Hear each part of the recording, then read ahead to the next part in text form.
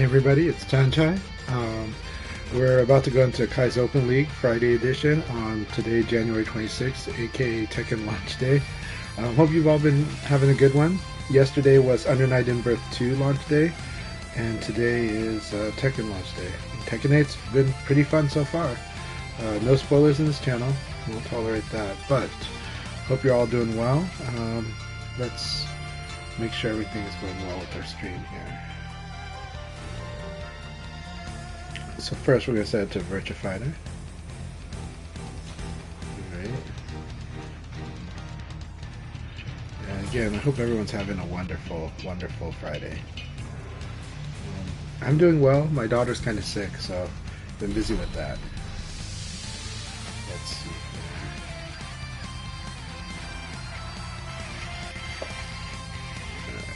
here. Alright, that.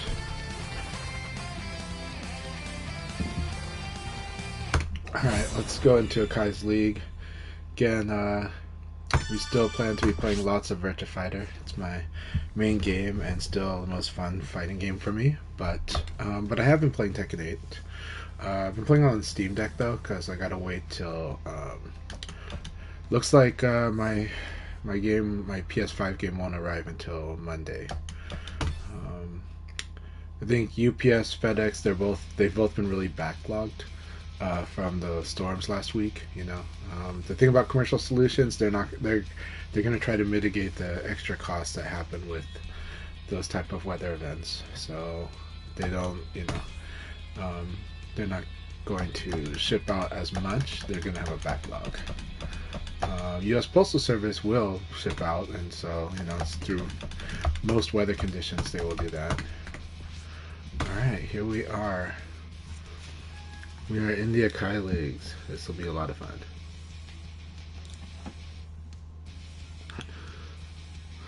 Alright, we got J-Thor, awesome. We got Hernan, very awesome. Silverbolt, excellent. And we got Drilly. This is a wonderful session. A lot of developing players, but this will be very good for them to get in. I'm really happy that they're here on a Friday night. A lot of players are actually out at Frosty Faustings in Chicago. In Portland, a lot of the players are there. Or at least the players from one of our sessions. I see. Yeah. Tekken 8 installed just popped up in the right hand corner for you. Yeah, you can wait tonight. Enjoy the story mode. I'm enjoying story mode. Nobody talk about story mode, aside from the fact that just encouraged. It seems like it goes by pretty fast. You're not going to get killed sleeping by the journalist narrator of Tekken 7, because that was really hard. Like, that one element made it hard. If you took the narrator out of Tekken 7's story mode, like, it's a much more pleasant experience. But watching this, like, deadpan delivery just really slog that story mode. Yeah, Faustings gonna be awesome. Yeah, sadly no VF, but Faustings is more of an anime prioritized game event. And this year they couldn't make the room. Normally they can, but this year they couldn't make the room for VF. But we did have people trying to get the event going there. That said, it is going to be an awesome event. A lot of people are just really happy in Chicago. Some players were worried about traveling and whether they would get stuck or any kind of problems, but things seem to have worked out. So in Portland, we do have a session. We have two sessions where VF regularly happens in Portland on Fridays. One of them is at Epic Gaming, and tonight that's not the place. The backup place for the VF, and a place that has usually Soul Calibur, Tekken, Mortal Kombat, and Street Fighter 6 is Core.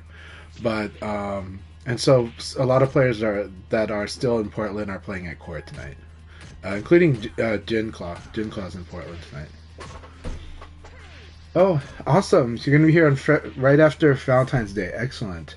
So yeah, let's do their session. There is a session on the Friday night at Epic. And actually that Saturday probably has a tournament.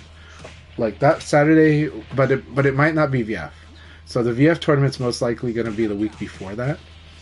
On the 10th.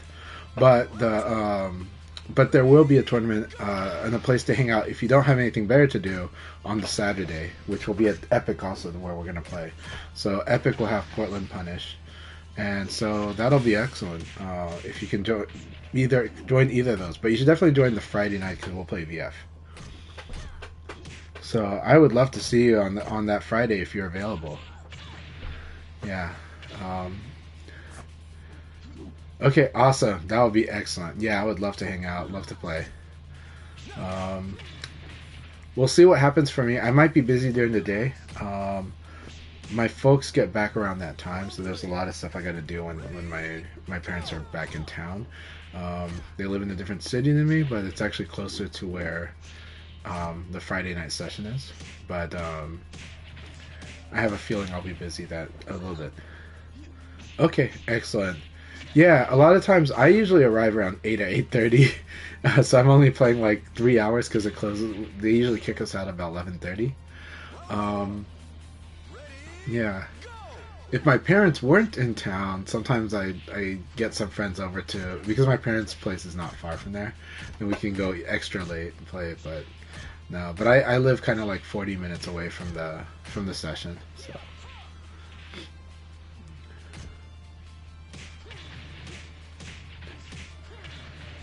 Really good stuff. This is a good sparring. Yep.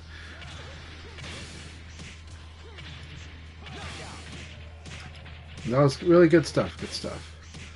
So remember, if you do happen to block Brad's standing low kick, and in the case of most characters, if you block a standing low kick, almost for sure you've got to punish.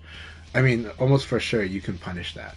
So just remember that if you happen to block a low attack that's standing, oh, guaranteed it's probably minus 13 or minus 15, almost for sure in this game. It's kind of ironic because Tekken has a lot of more like safe standing lows. You know, this game, I mean, they're not as safe because people will try to hop kick you instead.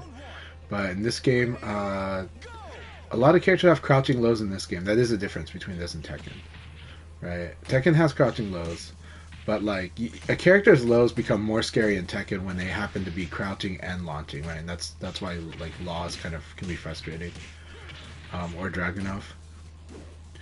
But in VF it's like, yeah, crouching lows are good, but they're just chipping away at you. Standing lows are much more common in Tekken, which is also why a lot of people will use speed to beat low attacks too. They'll like jab you, right? It's part of the design as well in that game. In this game, a lot of lows happen to be crouching, so they're gonna, you know, like, which is why a lot of times you want to do like low punch or elbow when you can, as opposed to high punch. High punch is really good, but the reason that there's this big difference between, one of the big differences between the Tekken high jab and a Virtua Fighter high jab is just that in this game a lot of crouching low attacks, you know, and so like low punch is just so good in this game. And low punch is okay in Tekken, except for people doing like hop kick against you in Tekken, you know. Like hop kick is really good in Tekken, but in this game, and so, you know, hop kick is being discouraged by, I mean, low attacks are being discouraged by hop kick, being discouraged by the fact that a lot of okay lows are standing, so like jab will beat it because of speed. Yeah, and then low parry was the last part. The low parry is the one that punishes, is really there to really punish predictable lows, especially in Tekken, and especially like comboing lows or really deadly lows, right? And because mid low is a powerful mix-up in Tekken. It's just that, but high jab becomes strong for that. But now that's kind of making me realize why certain players value things a little differently when they come from one game to the other and kind of end up getting confused at these subtle differences. All right, Hernan, here we go. And it was good to see you. Thanks for shout-outs. All right, let's see how our sparring goes.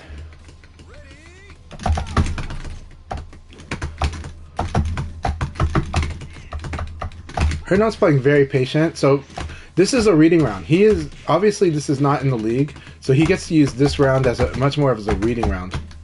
So let's do this kind of stuff. There we go.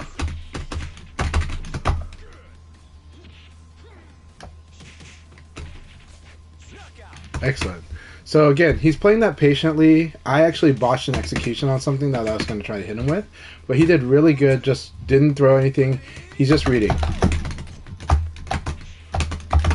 That said, when someone does a reading round, it's better to kind of do this kind of thing, where you kind of do delayed throws and you mix up the throws a bit. But you got to be very careful because you also have to remember that at some point they're going to start doing a bari. Right now, my execution not the best, and that's okay. He knows like I only have one choice there because I'm not going to take. So fast lows work, but they're high risk. If he gets like an evade off it or a low block, I'm in big trouble. So that 1K is a very dangerous thing to do. That said, this is what when someone is just playing more patient, you do need to kind of throw more, right? And he's doing that because he doesn't need to. He's got technically we're tied on rounds. We're also pretty lagged today, and that's okay. It happens.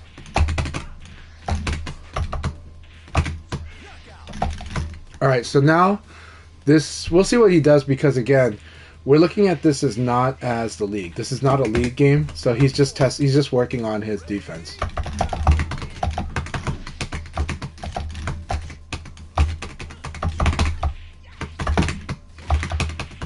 But the lag is making it really tough.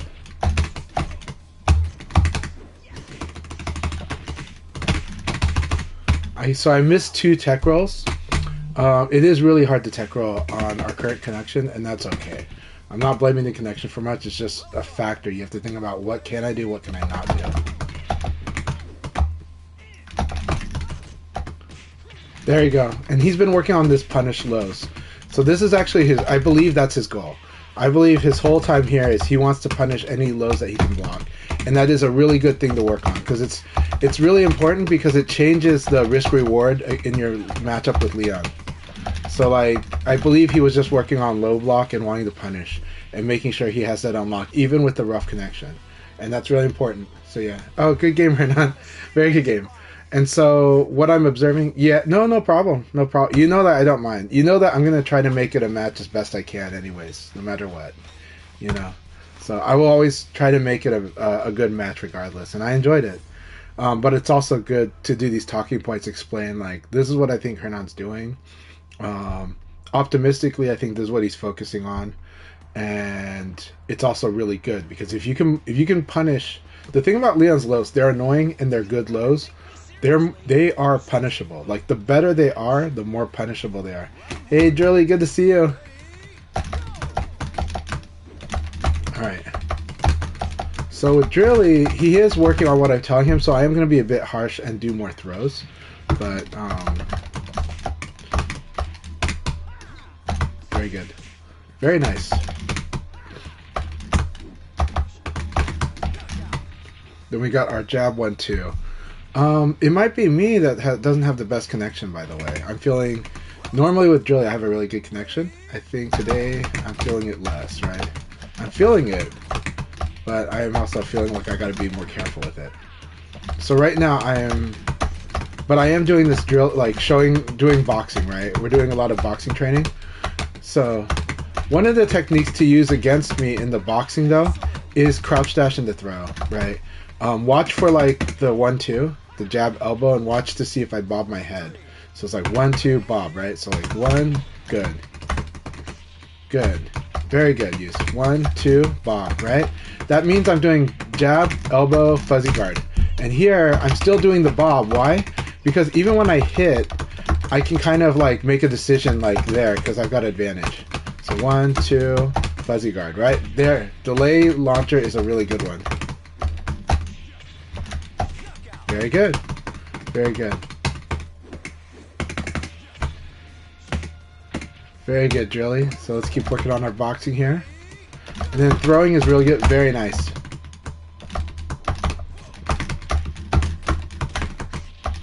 Good. So he caught me mashing here.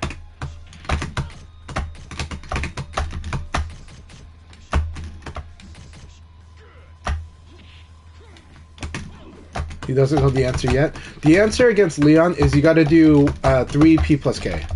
The diagonal. You got to do 3P plus K because Leon can run away. And then you can later on, if you know for sure he's gonna run away, you've got some crazy answers too. Like you got ways to do huge damage if you want to punish him for running away. Very good. All right, here we go. So now I'm gonna challenge speed. I might do some Abari. Oh, there we go.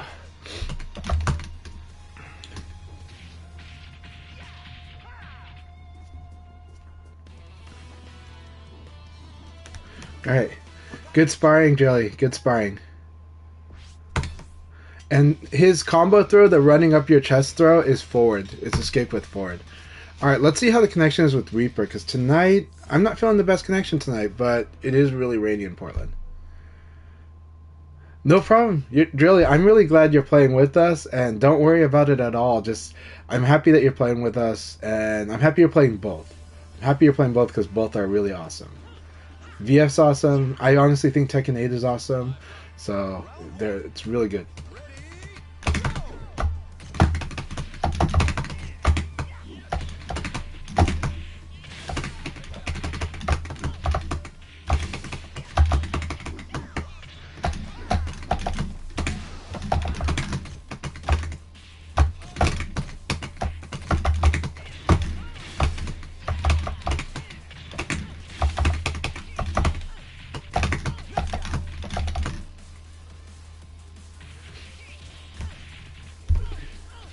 Yeah, it should work out really well. And the good thing with VF5, the tournaments run really fast on Virtua Fighter. They run really fast. Like 2 hours even for like a 50 man. Or about 3 hours, but you know.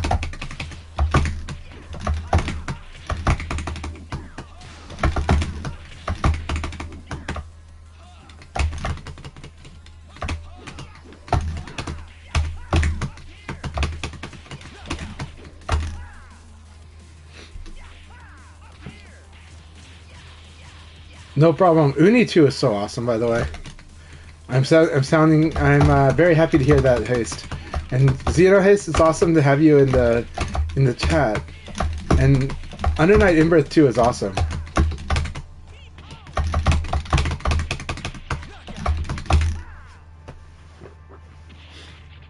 The connection didn't feel that bad today, but yeah. But it was. Yeah, there you go.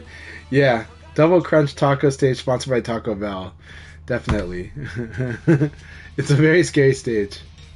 I'm going to let you guys practice. I do want to spar with you more, but we're going to fight in the... I'm going to let you guys practice. I think there's like 2 games left, so... Oh, awesome. I'm glad that Crazy Drunk's in here. I'm glad that it looks like his connection's good. We'll see. Let's see if this crashed it. Let's see if we crashed it. Nope, did not crash. So you guys should know, this stage, you can see how bright the floor is, but in Final Showdown, it's way brighter. The blooming lighting was out of control. The bottom half of the screen just completely blinded you in Final Showdown. You just had the most insane amount of bloom lighting.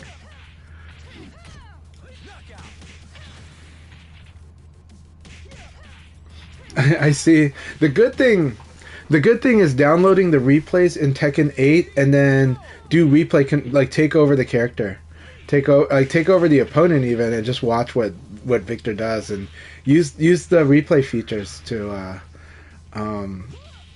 really work on that Victor.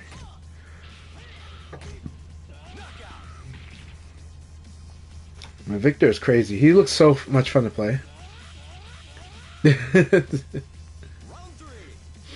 Yeah, the Tekken 8's got a lot of stuff in there though. It's gonna be a while before we there's a lot to go through in that, but I love the tools they've provided. And I think everyone's happy that like frame data is not behind a paywall. Right? In Tekken 7, you have to either have a season pass for that season or actually pay for the frame data. You know, I'm glad it's unlocked from day one on Tekken 8, right? I think it is. I'm pretty sure it is. So, yeah. But it was something where they added replay, they added training mode features later. Like this was like the 3rd or 4th season of Tekken 7. Yeah. Oh, nice. Good, yeah. So yeah, definitely want to get it on sale. You know, whether it was season pass or getting it from. I mean, I was saying that the people that had season passes didn't need to complain because they got it. It wasn't something that was on top of the season pass, but it was kind of a weird thing to have separately, to be honest.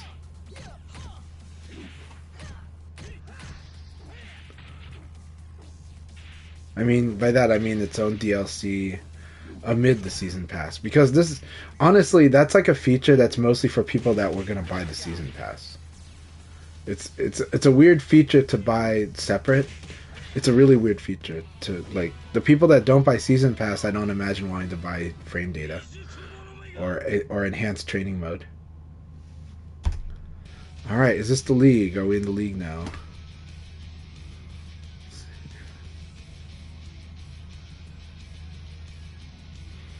I see. No problem, Drilly. Though I hope you can play more leagues, because well, actually we have a good amount of people tonight. But I hear you. Let's see. Yeah. Well, it's good if people are doing both. It's good. Like Bannock, traditional, like, came from Tekken before playing VF, and a lot of great players were, right. Kingo originally was a Tekken player, but they came into Virtua Fighter like during Virtua Fighter 4 Evolution, I believe, which was one of the best VF games ever. But also because, or maybe VF4 Vanilla, because they got into it because they didn't like Tekken 4 at all, and so and I know a lot of players where that was when they got into Virtua Fighter, of people that are more my age. They got into Virtua Fighter when they weren't happy with Tekken 4. Similarly, when people were not happy with Soul Calibur 4, I know a lot of people that became fans of Virtua Fighter during VF5 Vanilla. And VF5 Vanilla is still a really good game, but we do, like, a lot of us modern VF fans do kind of dog on it. Like, I still enjoy it a lot, but it's definitely like one of my least favorite Virtua Fighters. But yeah, but it's still great. It's got gorgeous animations. Or not animations. It's got gorgeous stages look beautiful. I think Final Showdown really made character animations really good.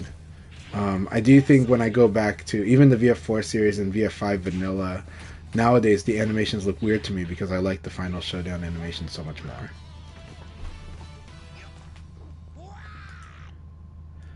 Yeah, well, in Japan, ever since Virtua Fighter 2, Virtua Fighter has like dominated Japanese arcade performance. But we'll talk more about that later. Good luck, everybody. Space Time, so happy to have you in here. But yeah, but Virtua Fighter was like the dominant force in Japanese arcades for a long time. But Tekken always did really well too. So yeah, Tekken 4 and VF4 did have that big, more of a big public marketing rivalry. But yeah, VS huge. I think the main player drop off happened in VF5 Vanilla. Maybe even during VF5R too.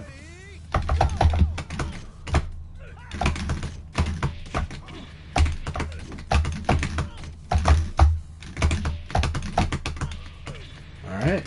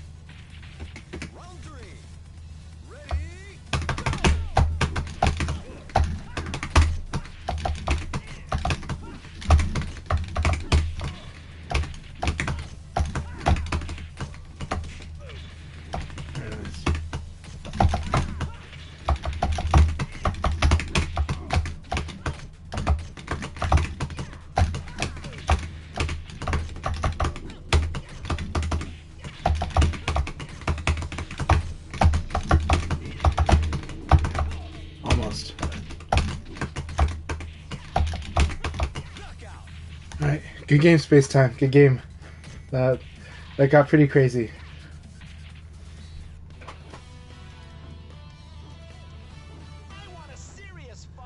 Julie, I appreciate it. I'm really glad if you're able to join the leagues, even if it's just for one league battle. I think it's great. And keep at it. Keep at it. You're doing really, really well. You're fighting a lot of people that have quite a bit of experience or have been taught, and just keep at it. You're doing very well.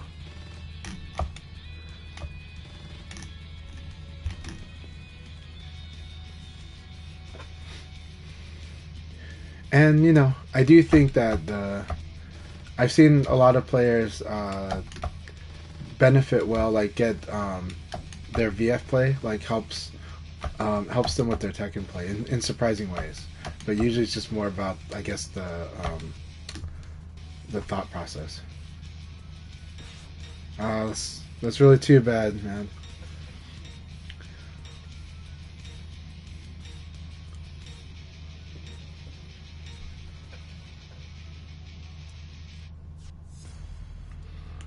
I feel you. Oh, we're gonna have the taco stage, man.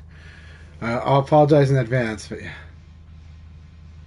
Sonic the Fighters can definitely do that in a weird way too.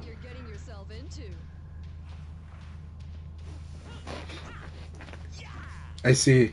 Tekken is much more aggressive, but defense still very strong in Tekken. It's just that you can't backdash like before, Very nice.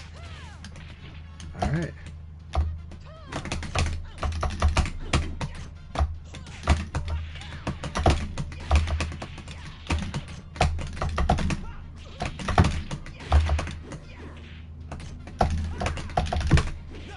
Very good choice. Good choice.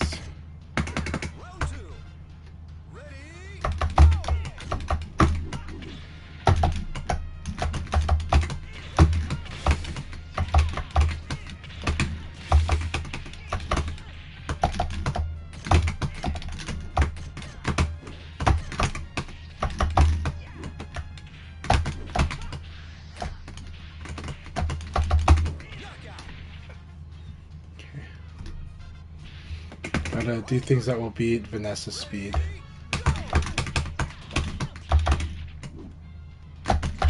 Yep.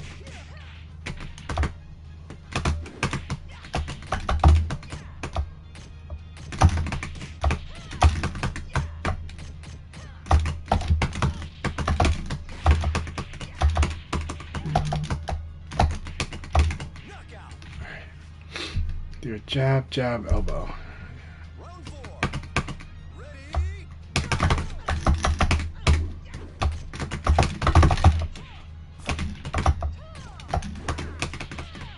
Very good.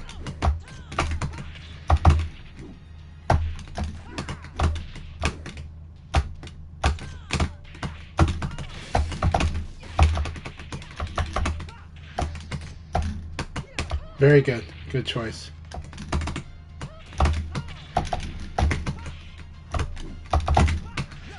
Alright. Good game, Silver Belt.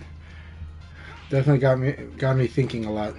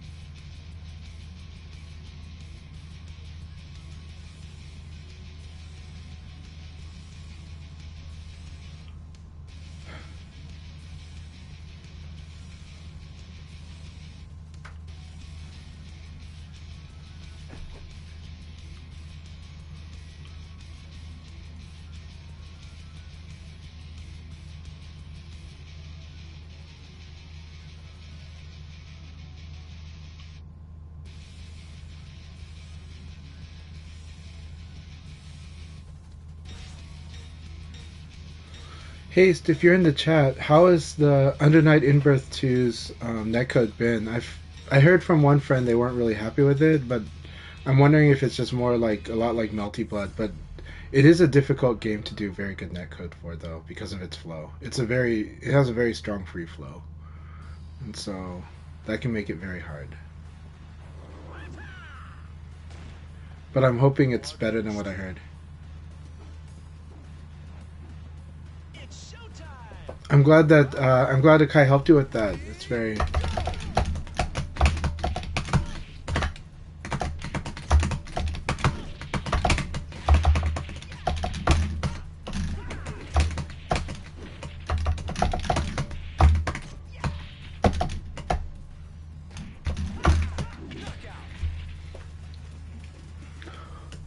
So that second hit gets a lot of people.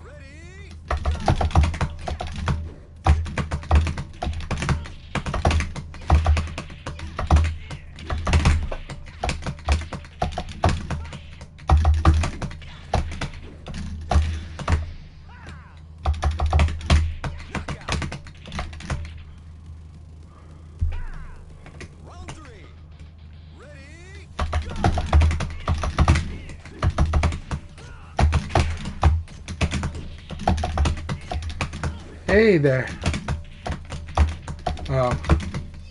Thank you for the offer. At the moment, not really in my priority, but I appreciate it.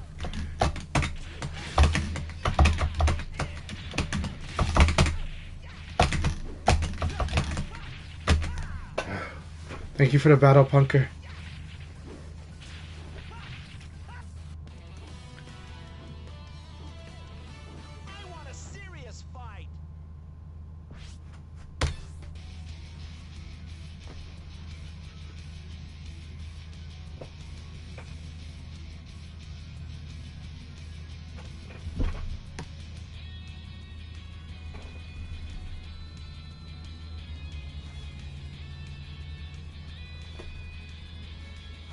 Bannock had a buy round already, okay.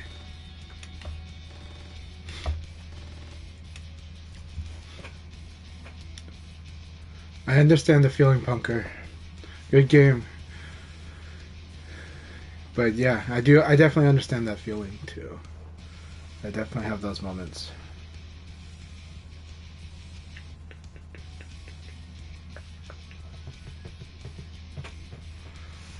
There's too much good stuff this week, right? We've got Under Night Inbirth, we've got Tekken 8, we've got Infinite Wealth. We're going to have Persona 3 Reload, which is awesome because Persona 3 is an awesome game.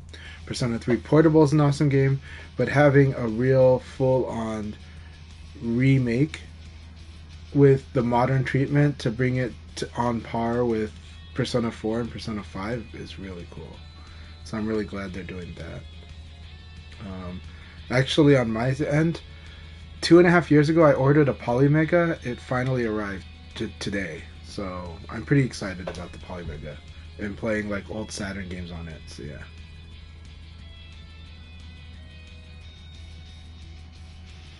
I hope they do too, without spoiling. But yeah, I think from what I heard, Persona 3 Reload's really good. Yeah, I do still have my old Saturn, but right now my CRT TV is a little bit buried. So yeah, but I'm excited with the Polymega. Now I'm gonna constantly check the state of the updates. I heard that the Ultra 64 update kind of wrecked things, made it worse. So I'm gonna try avoiding that, but I'm gonna take a look and see what I should do for now and when I should update it. All right, Joe, here we go. Good. You do need to throw, or not throw more, but I am gonna be more assertive against you. There we go. Alright. That was beautiful. Oh no, but that was beautiful. That was a beautiful, basically, that was a really good kick counter. Really good to do. I'm glad to see that you landed it too. You'll get the combo in time. You'll get the combo in time.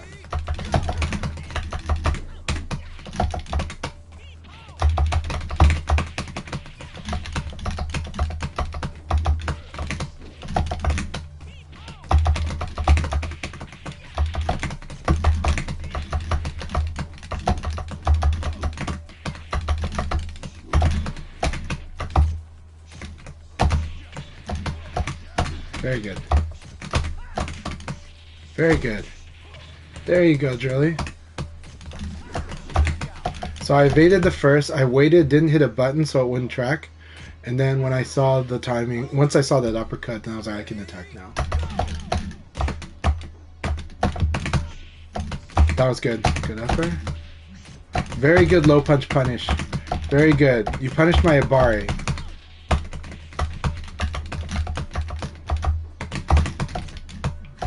Good.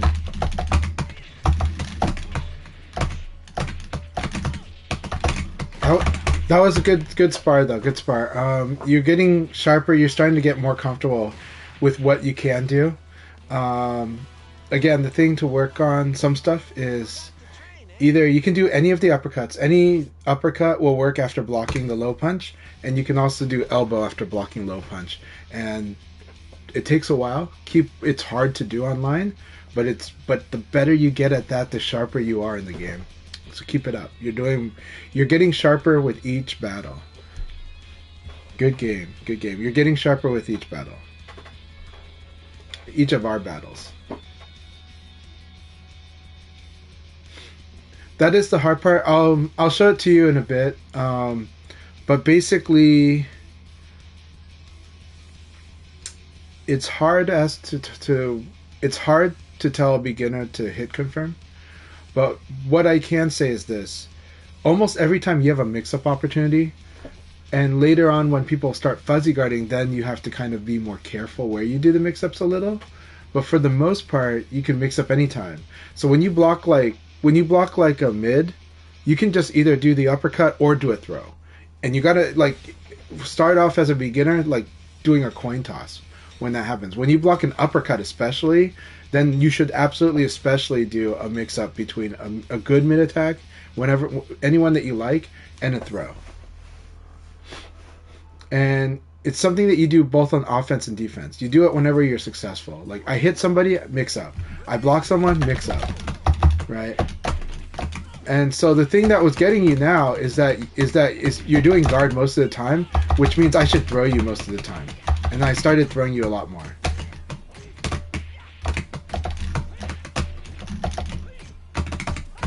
I didn't punish.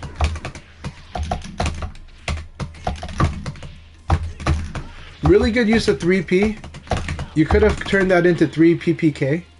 But that was a really good use of 3P. Really good use, Jthor.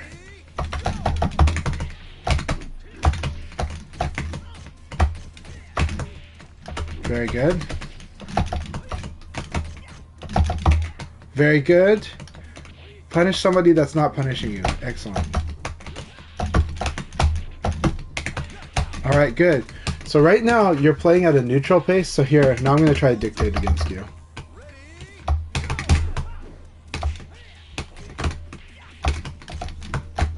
Very good. Delay throws are automatic in your game. I gotta remember that. I am so gonna get wrecked by Jthor right now. But let me see if I can dictate. I'm responding too slow.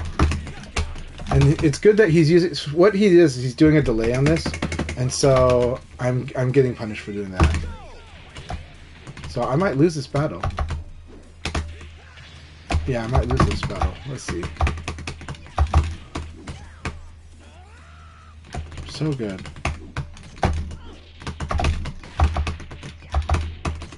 Good. He's doing tech rolls more. I love it. That's a big change I didn't acknowledge earlier. So now I got to show him what the pressure is like when you do Kemi, and then he'll have to mix it up.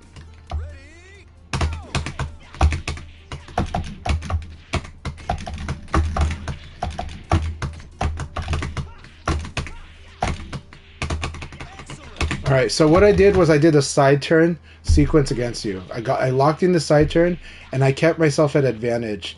And so your attack decisions became like very risky decisions there. And it's kind of like you needed to kind of defend to get out of the side turn lock. But by attacking, I counter hit you and got another standing combo. Really, really fun stuff. Awesome battle.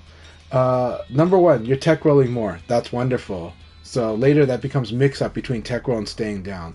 Two, your neutral is still very scary, and now you're mixing in down kick and guard in a way that like that could be risky, but it was working really well in our matches. So that's awesome. It totally changed the pace. Now I can't really like your so then your 9K becomes even more surprising. Really good stuff. So keep it up. That was an awesome battle.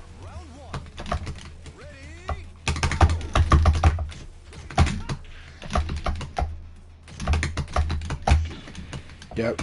That's the power of that move. That's actually why I tried to teach this move, Drilly.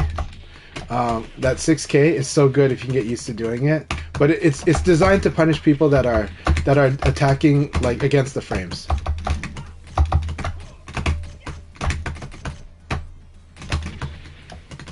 Alright. So Hernan's working completely on defense here.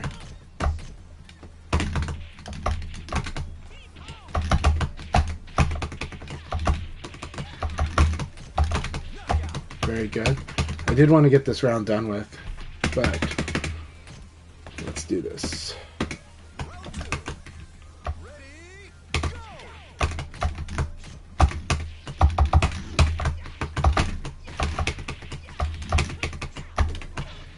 Okay, that spike sucked. That's okay.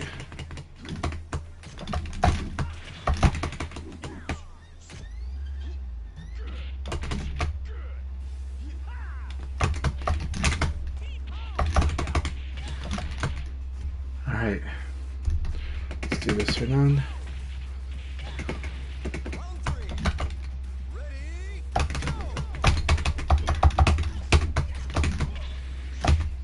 Good choice. Good choice. He waited and then did it to punish that. That was really good. Excellent. Really good meaty. Really good meaty. So this second one, the meaty was on point, so he knows after that sweep he can meaty like that.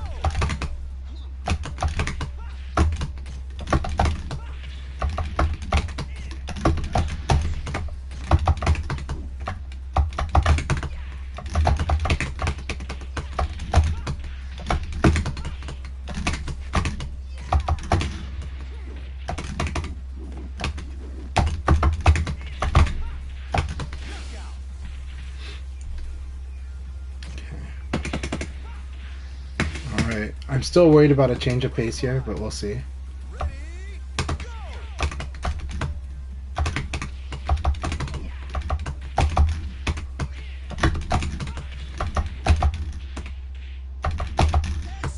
Alright. Good game, Hernan. Oh, congratulations, Joshua. That's awesome. That is amazing. Congratulations on the victory over Reaper. Good game, Hernan. Thank you so much. For that battle. Whew. Yeah, I did keep evading. And it worked. You kicked me. Well, I mean, your sweeps worked really well. But yeah.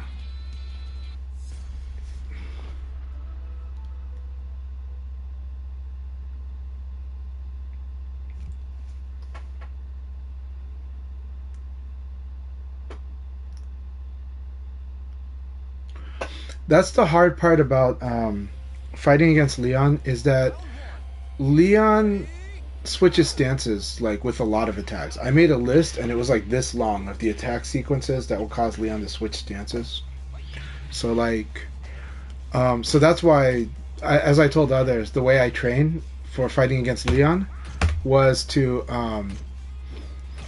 go against the AI in training mode, but also do this in any mode, and basically I would just focus on Leon's feet, and the back direction is associated with the front foot. So I just kept looking at the front foot and knowing that that leg is the direction I evade. The same side of Leon as his front foot. And so that one helps me, because then you can see it. Brad is evil, because I think Brad's 4K or 4K and then stance can like switch stance in a way that is very like it's very deceptive. And it's one where, like, because the stance change happens so late, it throws someone like me off. Because if I buffer evade, I'll evade the wrong way. And Brad has this technique to do that. It's pretty cool. That his stance change can happen so late. Like, it really messes with somebody that's watching stance.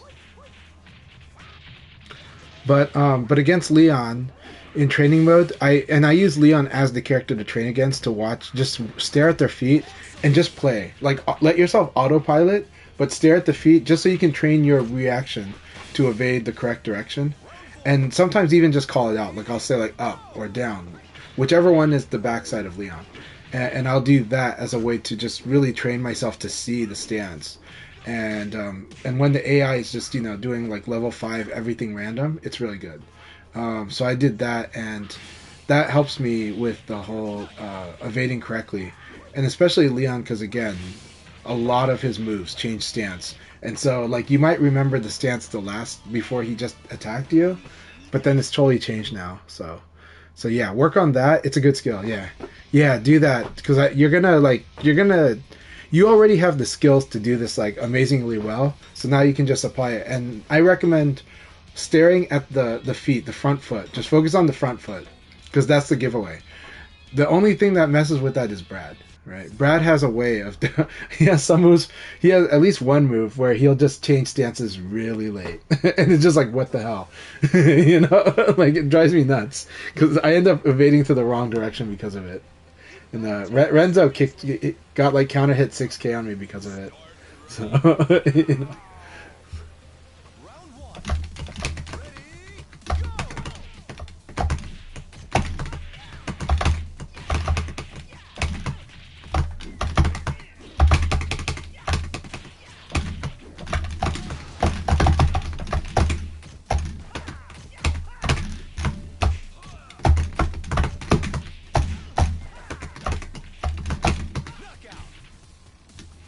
trying to work on just doing stuff that is based on reaction and defend after that.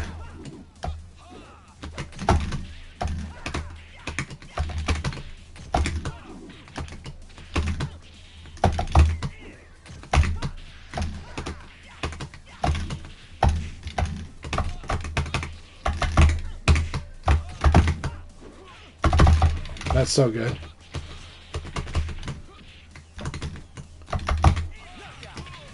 I'm always hoping that I can get this late, but no, that won't work on Demon Dance. Good to know.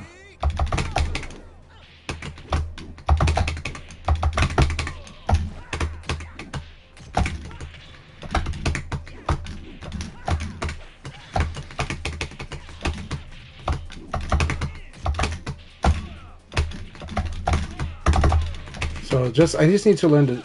So now I know that I can just duck under a Demon Dance. That's actually really good to know. It's going to be a while before I can do it, but that's going to be something I work on.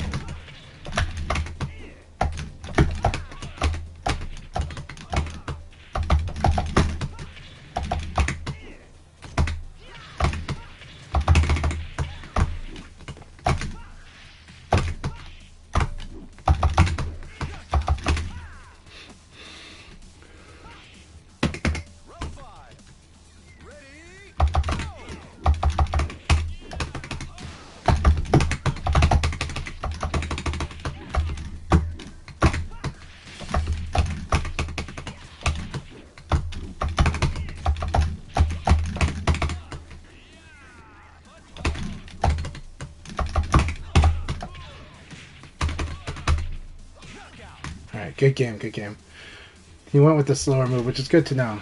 He was afraid to do this low kick right here, but he also knew I'd block low. Good to know. But also, I do have a timing for that, so... Really good game. Good game, Reaper. Alright, Akai is in the lead. Yeah, Akai's got a powerful lead here. But Crazy Drunk is really closing in. So, no. Akai is very favored to win this whole thing. Alright, Akai, here we go. Let's see how Akai's been really working on it.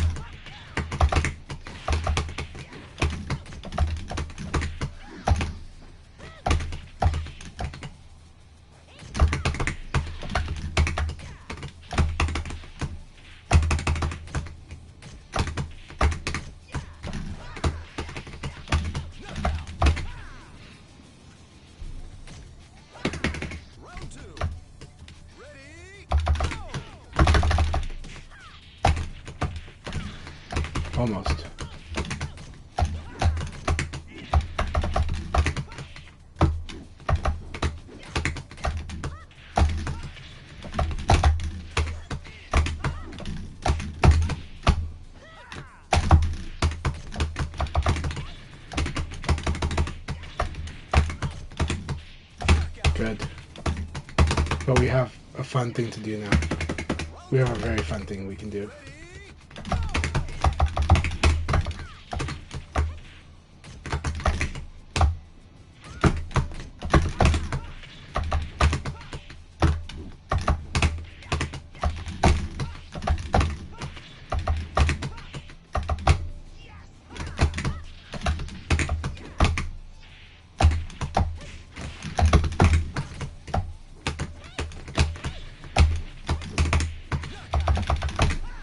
Good game.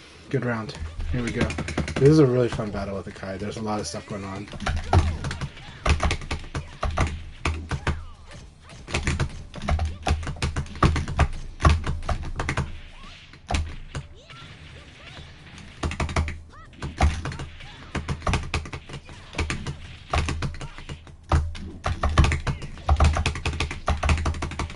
Alright. Good game, Akai. Thank you very much. I might have ended up giving this to Crazy Drunk, to be honest. But I would rather Akai win the whole league as opposed to Crazy Drunk, but because I think I have to fight Crazy Drunk next. So it's like, okay. But we'll see. See how this goes.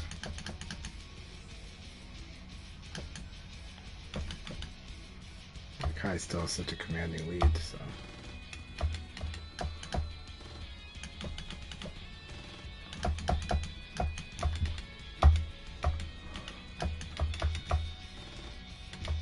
no, this is tough. Yeah.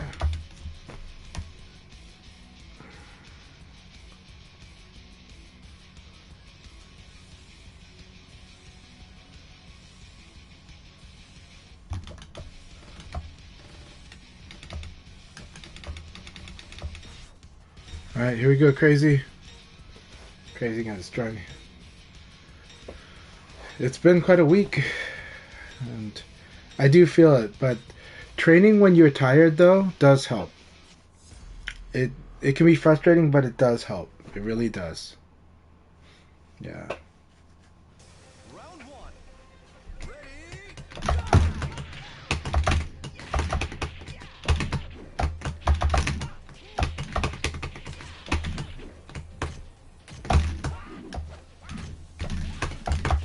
I see.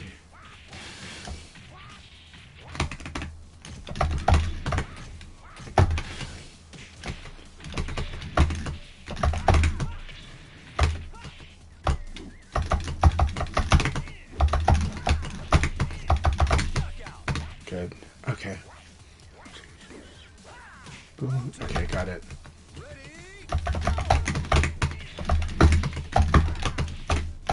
Nice delay.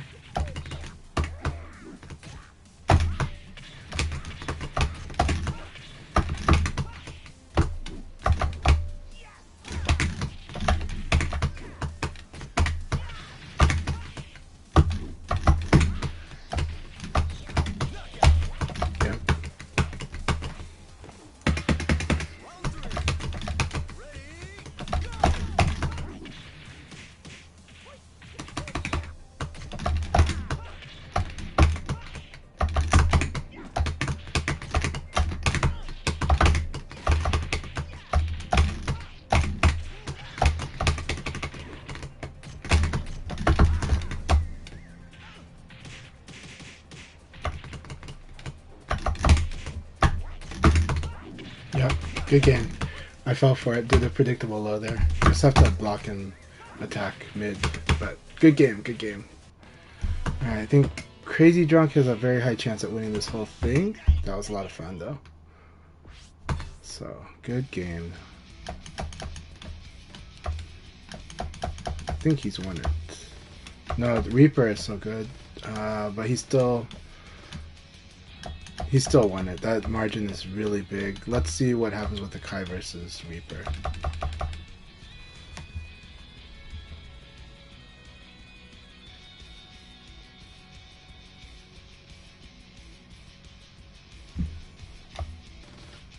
Alright, Akai is in a position where this...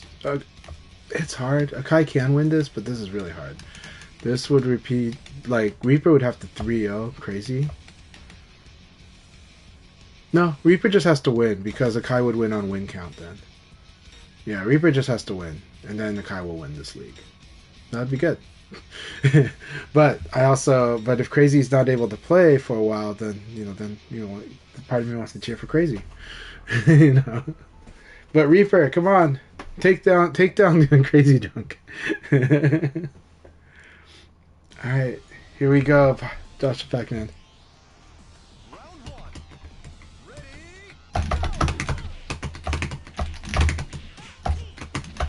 Okay, I can punish that.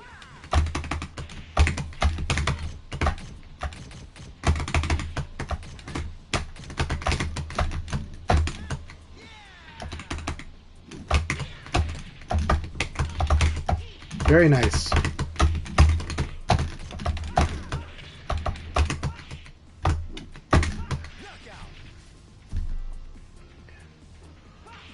But Drilly, we can definitely work on the flow sometime. I know that right now you're busy though, but your flow has a very powerful foundation to it.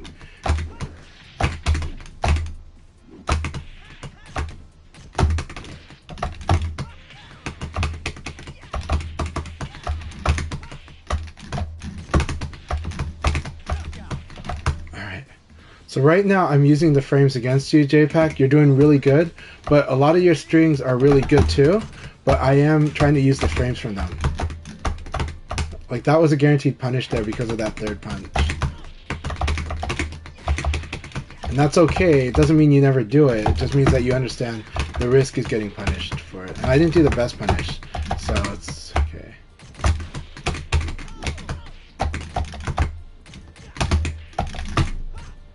Very nice low block. Very nice low block. Very good. So you did do an evade punishable attack. Right, launches are evade punishable, but still, it was good. It wasn't a bad idea. If I had chosen a lot of things, would have won. I just happened to choose evade and punished. Good game. Good game, JPack. You're doing good. I like your Jackie. I like that you're learning all of his strings. It's really good stuff. All right, let's see. Reaper, what happened? No, Crazy Drunk wins. Crazy Drunk wins. Reaper, no! Just kidding. It's awesome stuff. But this was a really fun league battle. Thank you, everybody.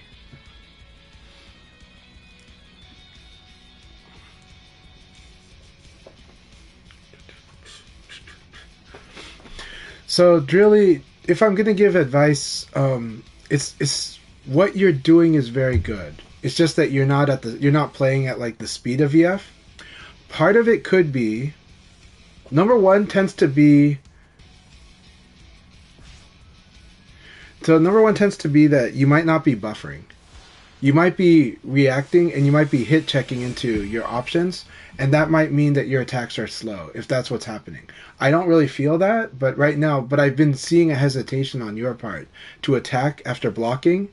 And the number one way to make it sharper in VF is to buffer your action. Like when you block, you input the next move, and then your character will automatically do that move when they recover. So that's how you actually do the like block low punch in the elbow. I'm doing that like the moment I see the low punch coming at me, and the moment it touches me, then because when I see the low punch is when I kind of know already to do that. All right, room was disbanded. That was interesting. We will jump back. Was I kicked? No, it was actually disbanded. Okay, so let me see.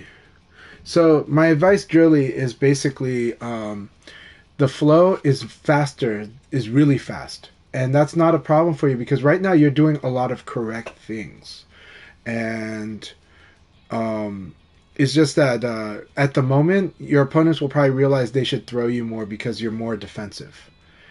Defensive. Okay, so let's talk about the Tekken and VF thing though. In Tekken, defense is so good. Moving back automatically defends you. So you're kind of used to just having a built-in defense just by moving.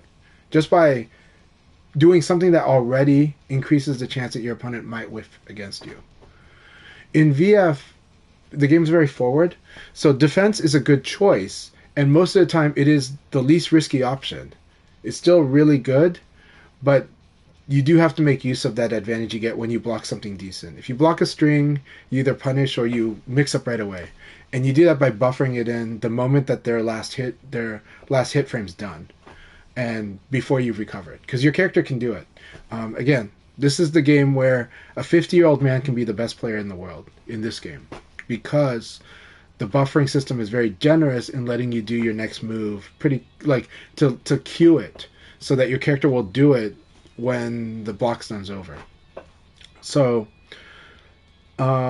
just like jab elbow is really powerful, but I'm looking for it to see if that elbow is going to hit. And sometimes I just do a crouch dash either way, because I can do jab elbow, the crouch hits. If it's blocked, that crouch dash is going to be a fuzzy guard. If it hits, that crouch dash sets me up to mix up between a mid attack or a throw, and I just have to be very quick when I do that. That's what I tend to do. A lot of time, block something decent, throw them, or do a mid attack. That's kind of the gist. And usually you should throw after you block something like a sidekick, something really big. You should usually throw. But if they mash, then at least you know they're mashing. And if they mash, then you can do the launcher. Now your uppercut will launch them. But if you're fighting against people that are actually blocking actively or evading actively, then you want to throw. So. And I'll try to describe this in the warm-up room.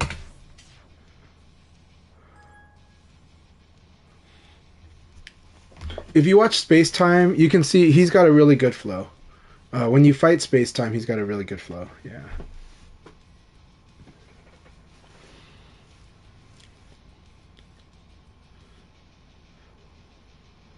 Punker's flow is really good, though it does lean defensive, which is similar to yours, Drilly. Hernan traditionally is an aggressive player, but he's been playing very defensive. So he's playing patient, and he's training himself to just do things when he knows for sure he's got it. He's working on that, and it's making him stronger. So you're starting from already a stronger defensive flow, and just working towards making use of the frames that you earn in VF, and you'll get there. But number one tip for that is to get used to the buffering in VF, meaning getting used to like when you do your response.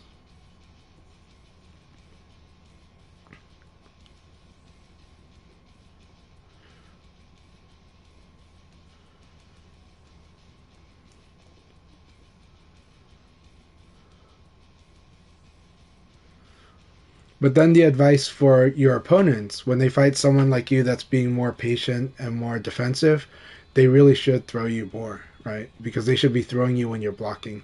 They should be making you not want to block. Because VF is a very paper rock scissors game. It's a game like in Tekken, you just block by default. It's part of your movement. It's a given, and so you gotta really in Tekken. You have to bait people to whiff to attack. Thank you so much, Jathor. Have a lot of fun. And everyone have fun this weekend. There's a lot of fun games to play. I'm really happy for people playing VF. Please play more VF, but do enjoy those games. They're awesome. Tekken 8's awesome. Under Night in Birth, awesome. But VF is also awesome. Infinite Wealth, really awesome. Virtua Fighter 3's in that. It plays very differently, but it's such a wonderful game. Virtua Fighter 3 actually plays more like modern Tekken, so this is kind of ironic.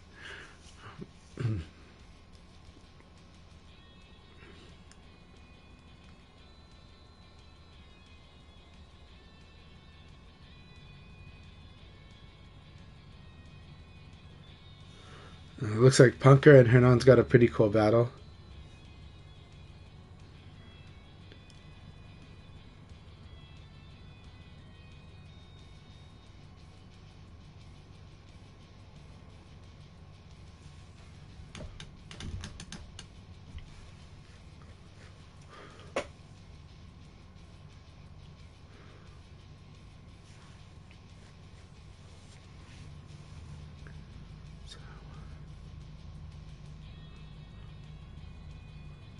Jathor, thank you so much. I love the improvements you're making. I love the progress of your Lao. Keep it up.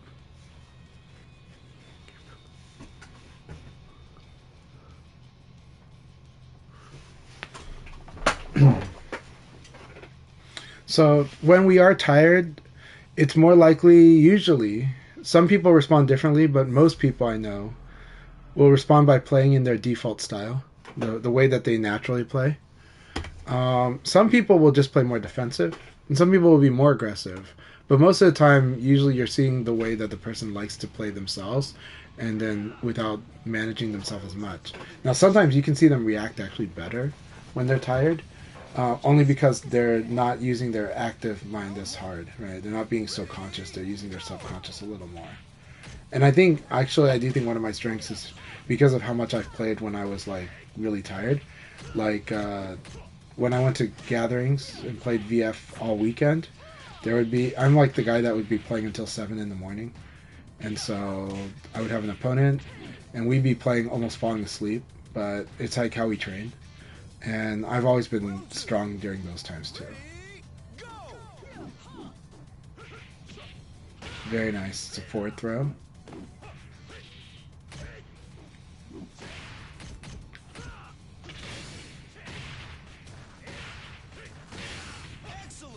Alright, and Punker is being much more assertive against Silverbolt. That's good. I think it's because they're challenging themselves to mix up against someone like Silverbolt more. I'm glad to hear you're waking up, Renan. Awesome. Well, you just fought Punker. That would make sense. It's good when you get those. You might be having a second or third win, but that's really good when you get those.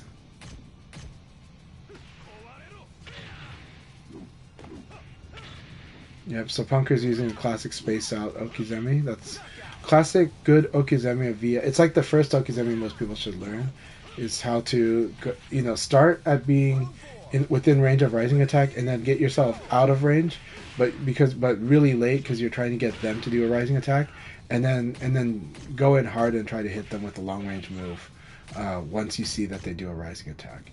It seems so basic, but that is actually the number, like that's like the first Okizeme situation to learn in VF. But the second then would be, what do you do against someone that tech rolls? And then third is, what do you do against someone that stays on the ground? And then you start learning where a lot of the mix-ups are. Good stuff, you two. Punker really went hard in there. That's really good. Let's see how my battle with Punker goes. Punker is going to be ready to kill me now. Here we go, Punker. I always love fighting you, man. I think you and Hernan must have woke each other up, right? So, here we go.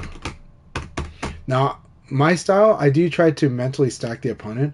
I do try to do some weird stuff in the middle in between to get them to have to think about it.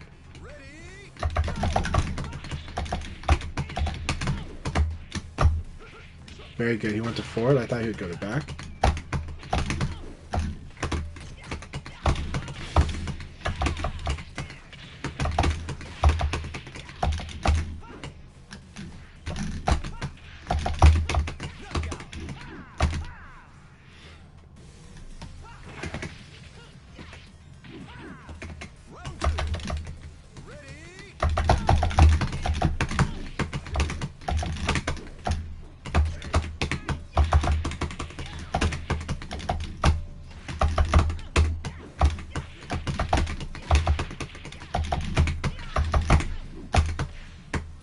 Very good. That's really well thought out response there.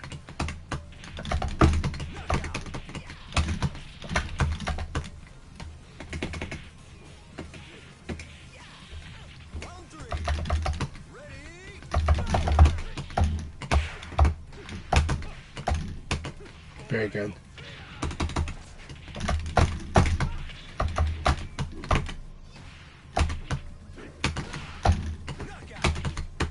That backdash created a delay. It was a really good option there. Boom. Just don't expect that when someone counter hits me, but it's good. Very good.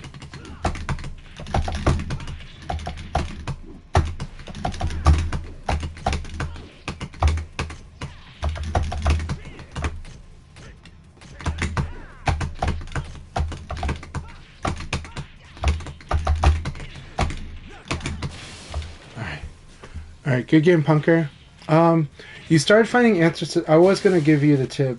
The tip originally that I was going to give was that A lot of times I'll use backdash into evade as an opening move against you, and I felt like you weren't doing much to counter that.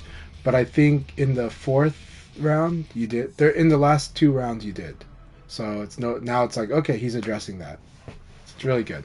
You can do it in a lot of ways with John. You can do like dash into an option as well, but you can do a lot of different ways to deal with that if you want to be aggressive or passive. Very nice. That low kick was not expected. It was very cool. Alright, evade punished that. Alright.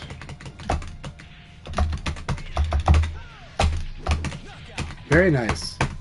That EX, so this, yeah, this one beat what I did, so really good stuff. Alright, here we go, Josh.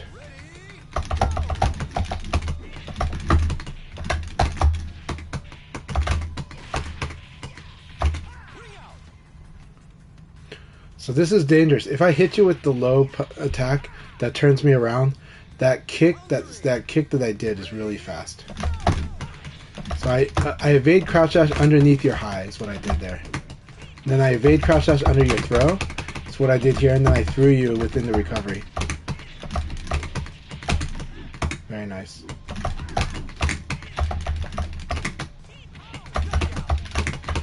So right now I'm doing this technique called evade crouch dash right here, see?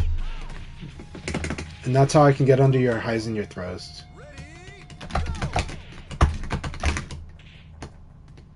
Very good.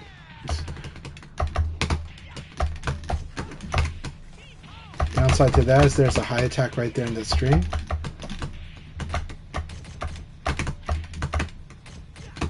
I can kick that. Very good. Very good. Alright. Okay, here we go. Let's work on the sparring here. Very good. You try to come at me with everything you got, but your sequences are very interesting. I like them.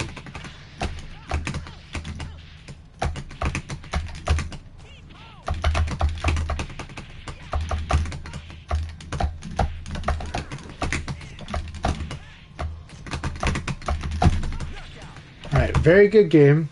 I did take advantage of one of the strings that you're trying to do, and then was able to then secure advantage after we started fighting again.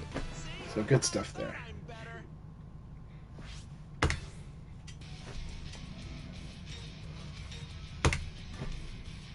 Kung Fu Hustle's here. Welcome, welcome, my friend.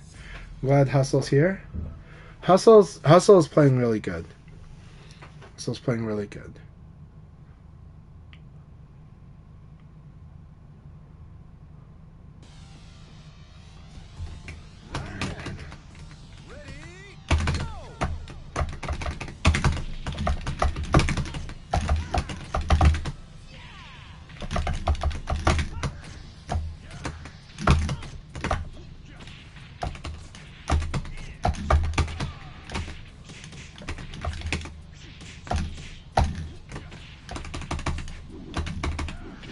That was so cool. I didn't expect you to be behind me. This was really cool. Nice. That's an awesome Loki.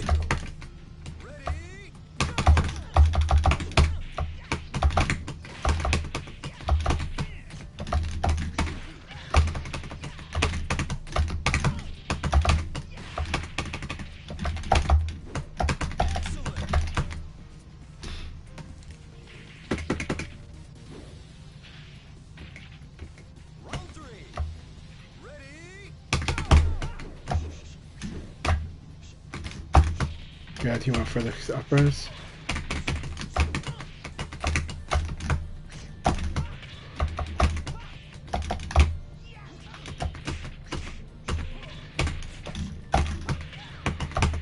Very dangerous to do that move. It's so telegraphed so hard. Alright, welcome back, Silverbolt.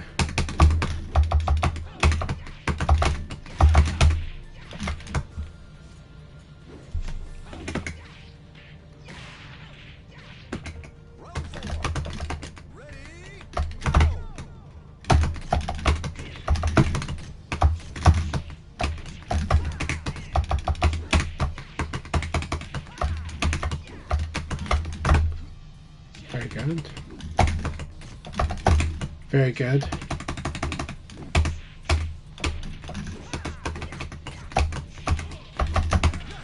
That was an excellent round. Excellent round.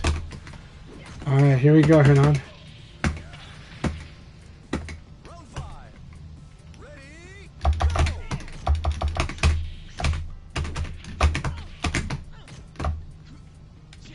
Good back throw.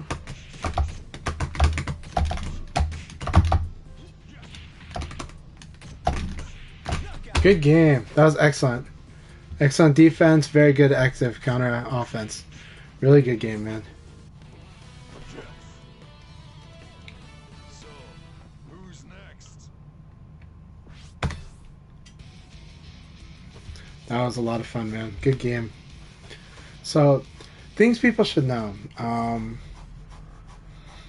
don't mind the hiccups when you sometimes deal with online, because in offline there's going to be times where you tilt yourself, or you're rushing or dragging when you're playing, and it causes you to drop inputs, or it causes you to mess up your own execution. And it's a really important skill in Virtua Fighter, just like it is in golf or tennis or any sport, to do recovery, right? Recovery is, in golf, recovery is the skill from like when you have like a bad hole, to be able to still play well after it. Like if you were gonna have a birdie and then you miss like 3 putts, right? So suddenly you're like, now you're double bogey, right?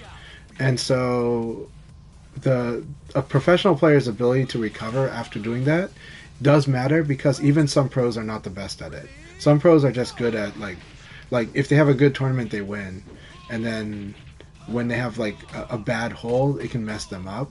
But a lot of pros have this ability where they can shake off a bad hole, or bad 2 holes in a row, or bad 3 holes in a row, and make it up, and suddenly they're doing lots of birdies, So VF is similar.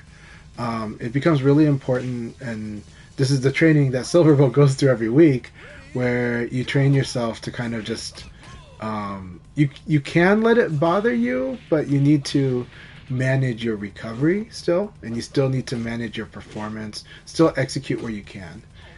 And I will tell you, the nerves shows up so much in tournaments. They are a huge factor in a lot of matches. Usually I can tell which player is likely to do really well at a tournament, not necessarily just because of their technical skill, though that's a part of it, but actually the biggest thing I look for in tournaments is that the mental skills, how does the tournament affect that player. Renzo is very terrifying, because even though inside he feels nervous, when he fights, like, you can't tell really, unless the situation has really surprised him or something got under his skin. But most of the time he maintains this high level of performance, even if he doesn't think so in his head.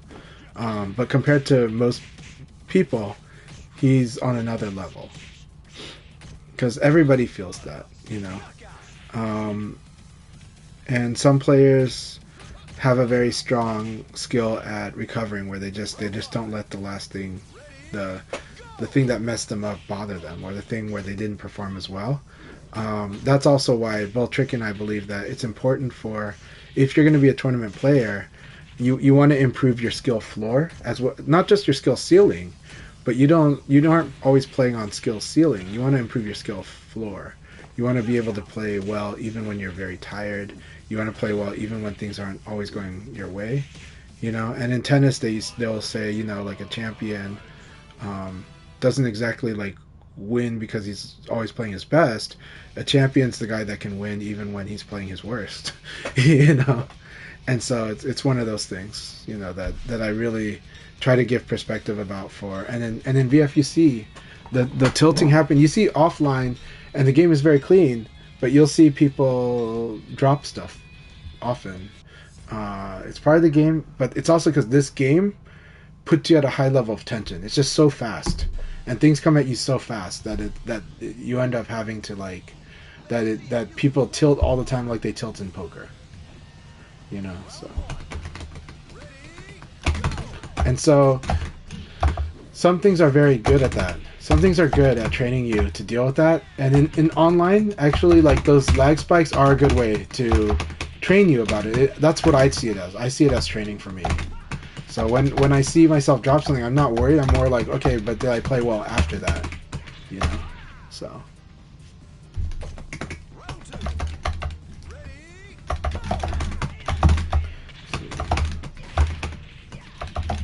Ready? Alright.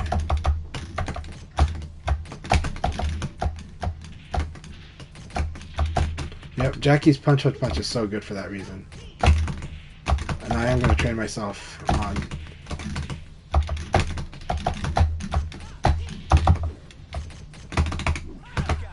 Oh no, you hit. Okay, yeah. But it's okay. Alright, here we go.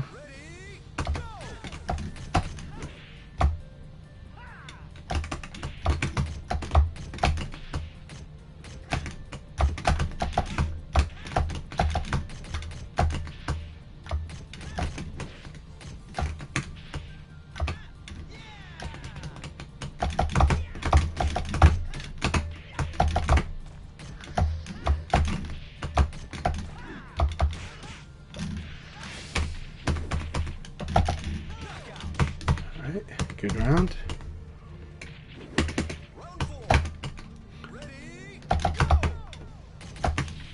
Yep, that's the PPP.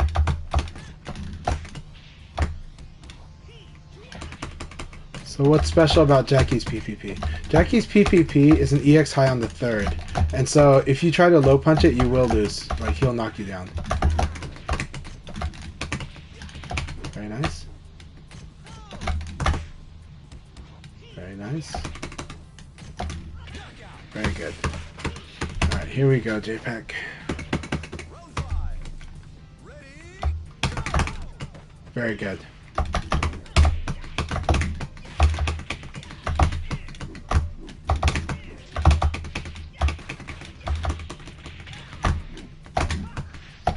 So this is the classic Okizeme. Jump away, do a long range move. Jump, like, stand in range of the rising attack, jump away. If they do the rising attack, you know, then do a mix up if you can. So yeah, good game. Good game, JPEG. That is like the Okizeme for Virtua Fighter since Virtua Fighter 1, and it's what you want to do. I totally forgot that we're in League Battle, so I should not have. Yeah, I forgot we were in League Battle. My bad. All right, let's fight. I had so much fun with that though, JPEG. I had fun with that sparring.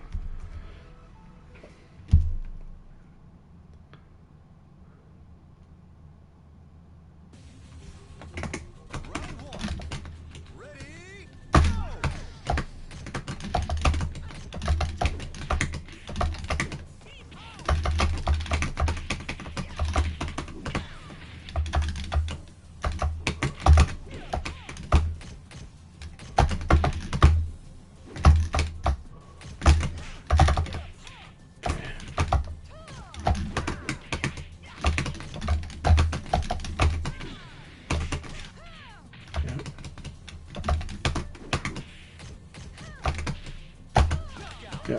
Good round, Silverbolt. Good round. Alright, here we go. That was really well done. You did what you were seeking.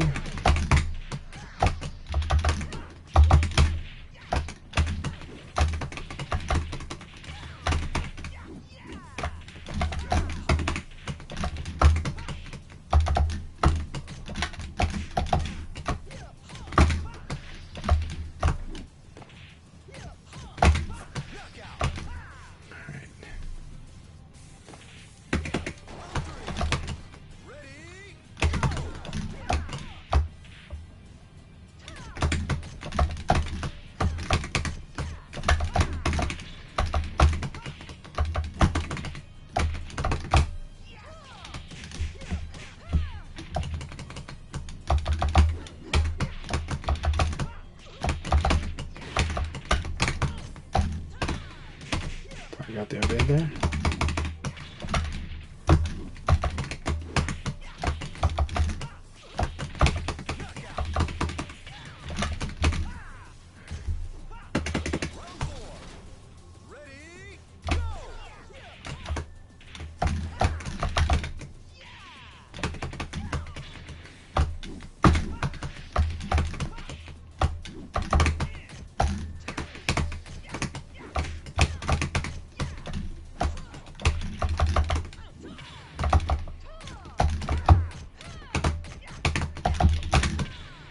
Good round, good round, good round. See, he just applied the Yomi. He's like, gonna go for a throw.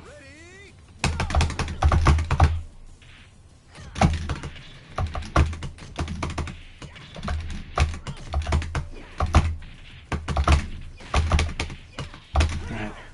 Good game, Silverbolt. That was a really good game.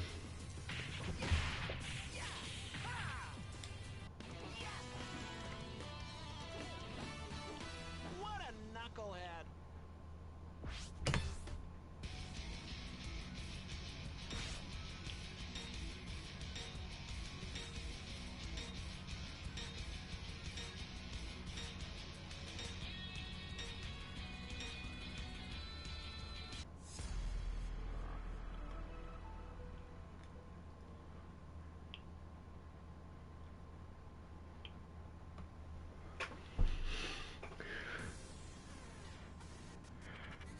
Ring out's always a good win option because it wins. I mean, that's like, it's always important. Just like the wall is really important. You got to use it, and it's clean. It's the cleanest win.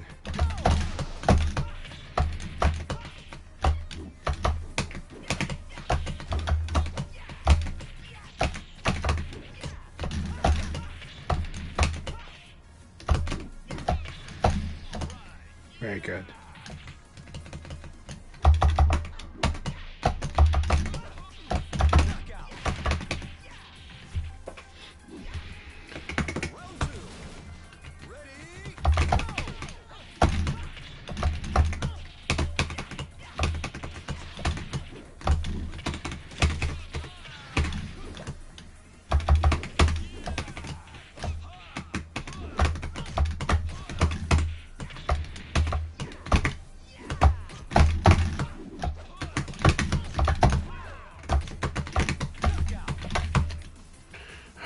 Good round, good round.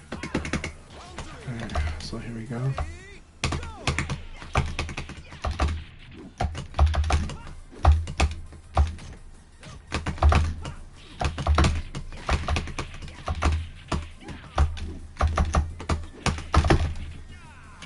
Nice.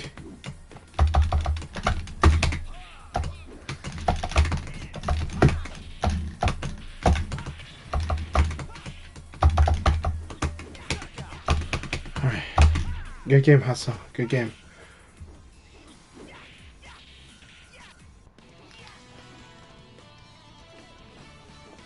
What a knucklehead.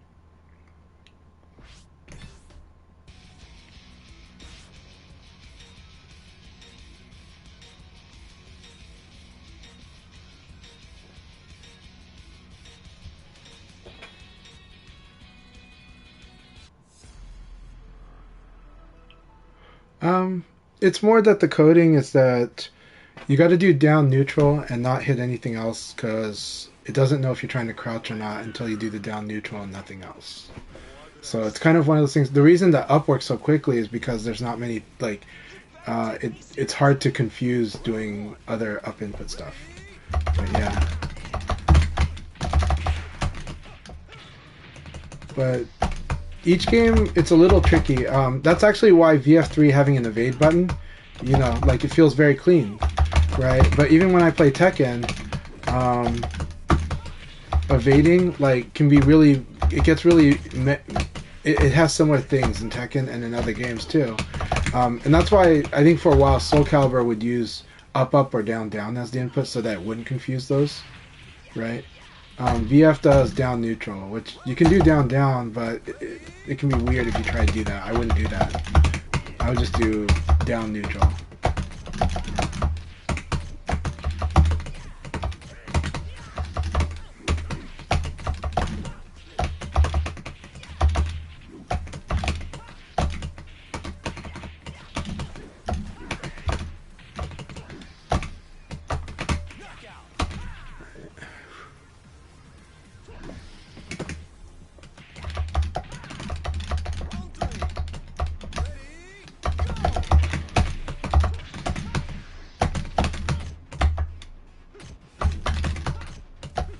Good.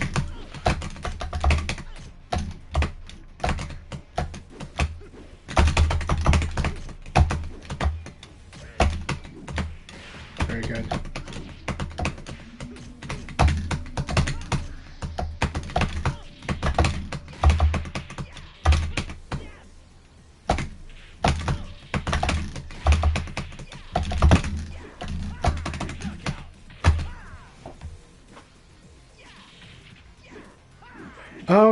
Yeah, I mean, there's stuff that we do, like in offline, I do catch when opponents are watching, like, what inputs I'm doing or what sounds I'm making, so I actually do stuff like hold guard and hit, like, input my next move, but never letting go of guard, and then watch them try to react to an attack that doesn't come out.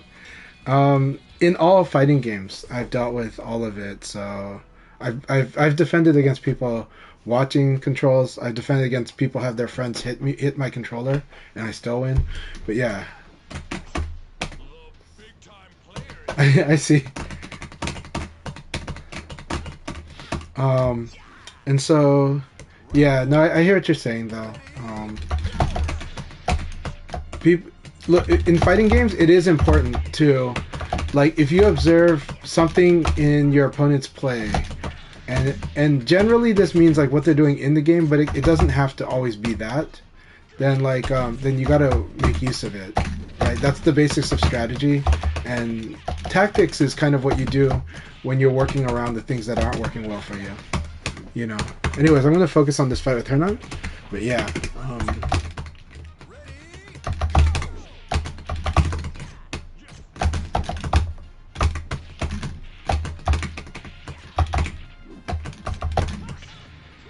So good.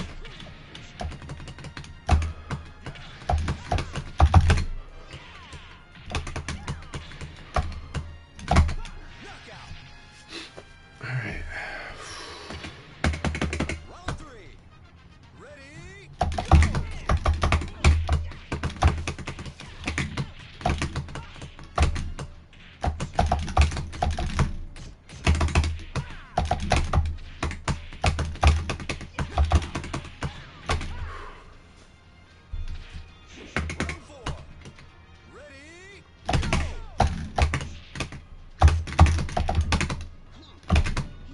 I didn't get the back sway away from there.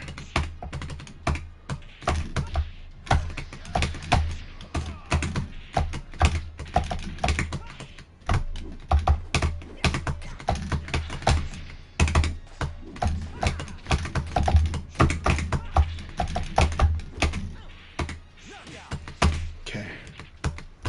Good choices.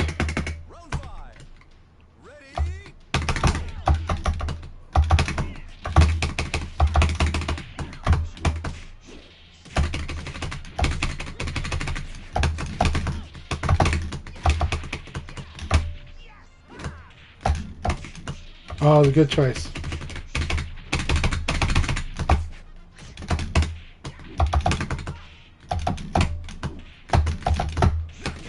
Good game, Hernan. Good game. Good game. Good game. Very, very good game. Don't worry, pal. I won't forget you. That was an excellent game, man. Excellent game. Congratulations on the league. Congratulations, Hernan. That was a really good battle, my friend.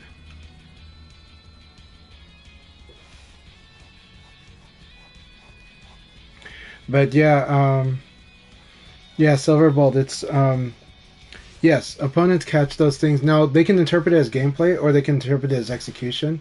Usually they assume it's gameplay. And normally that's the basis of strategies. You're like, oh, the opponent's not doing so well here, right? And like in warfare, it's also like the weather. You're like, this is the weather, we favor this, right? But yeah. So, yeah, opponents will capitalize on things like that. Like, I mean, one of the most basic reads in Virtua Fighter, not basic, one of the reads that one of the legendary players, Fudo, who's a legend Street Fighter, but also a legend in Virtua Fighter, one of the first reads he does in VF is he watches the opponent's evade logic. Do they evade based on up and down, which would mean what they prefer to input from their controls, like they do up a lot, A lot of people, they don't have trouble with down evade. It's just that for them, it's comfortable doing techniques with like a up. Some people prefer to do it with down. And so number one read, are they doing it based on up and down? The thing is, technically, this is actually not the optimal way to do your evades in VF. Is doing it because of up or because of down. Now, in your case, I understand Silverbolt, because for you, it's mechanical.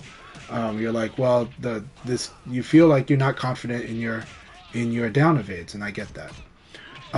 Then the other read, the one that he's really looking for, do they base it on front and back? So if I do an attack that's evaded to the front, and I keep threatening my opponent with this, are they evading to the front, or is it because they're doing up and down, right? And so that's actually a really powerful read to do in this game. You want to observe your opponent's logic and then what their preference is. Now, in this case, you don't have to understand the reasons. In your case, it would be the reasons, right? The reason would be like, oh, because we can just say that you're more comfortable doing up evade. Now, you would say, well, it's because I have because down doesn't work well, because it confuses for whatever reason when I play, it keeps confusing the down evade with the other down things I could be doing, and I don't like that, so I do the up evade. Okay, but at the end of the day, that means that in your fighting, your opponent's observing that you're evading up more than down. But it's not even really about up and down. Like I said, the optimal logic in VF is to understand: should I be evading my opponents, the attackers, front side, or should I evade the back side, right? And with Leon, it's the back side, and so it is hard. And so that's kind of how we apply that read. On the flip side, as the attacker, you get to make use of this information well if you practice it. It's a hard skill to get good at, but with Leon, what I'll do is if I know the opponent likes to do up, or tends to do it for whatever reason, doesn't matter the reason. What matters is what they're doing in the gameplay.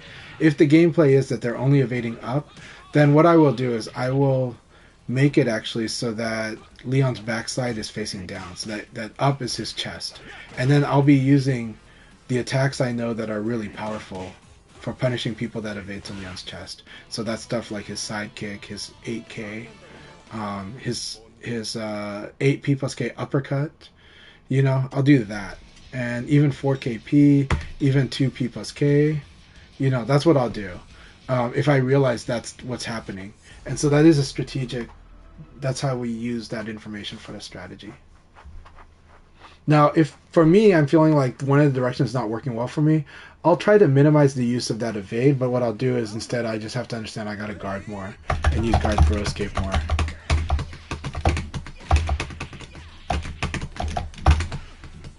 So good.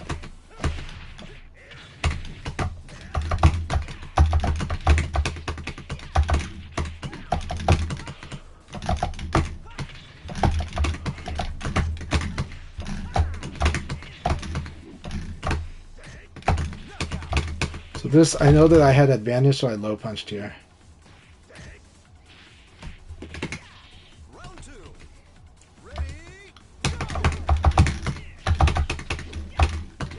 Damn, John.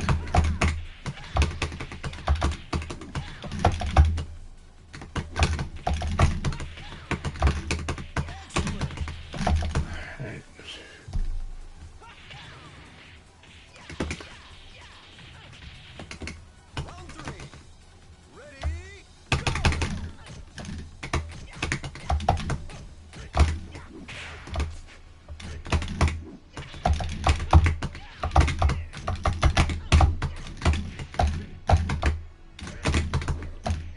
Very nice.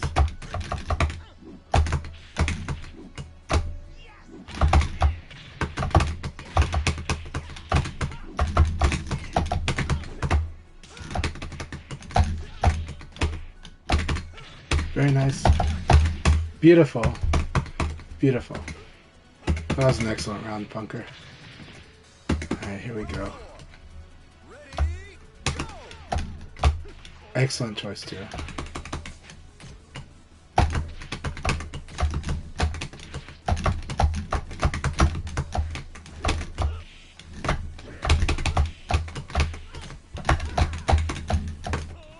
This round was perfect. This round played excellent.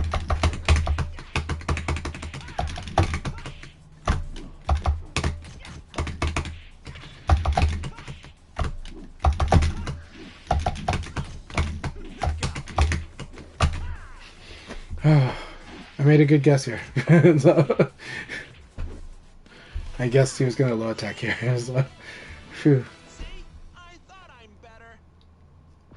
This is why using a safe mid when you have advantage is really powerful, though.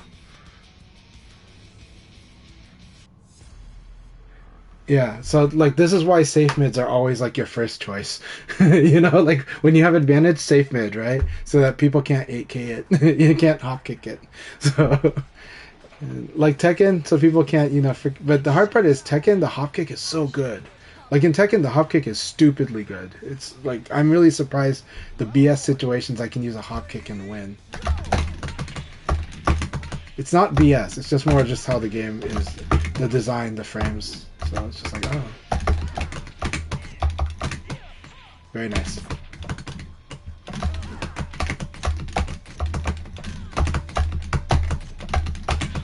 Yep. Delay launcher, always good.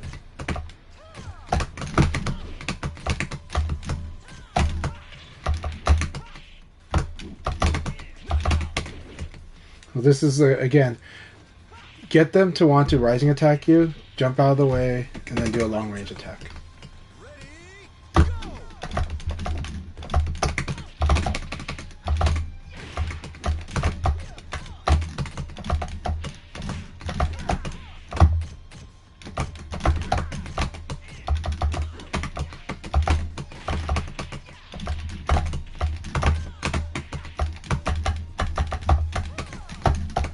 Very good throw.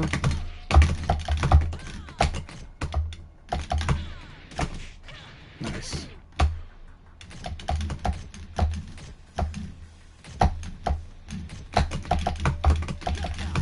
Alright. If you sense someone's getting very defensive, throwing becomes really good.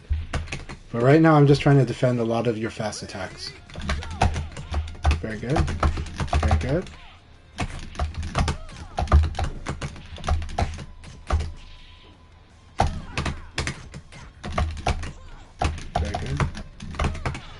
Nice. I wanted to see if I can 4P. It's a mid, so I can't. That's good. Good to know. So now I know just evade that or attack it, but yeah. It's a mid punch.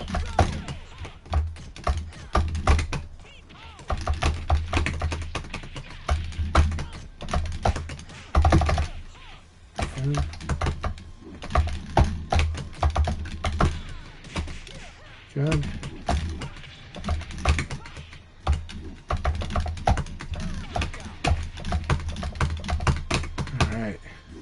Very good. Alright, here we go.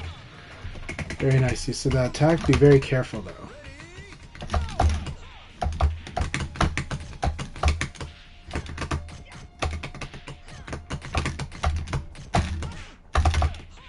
Okay.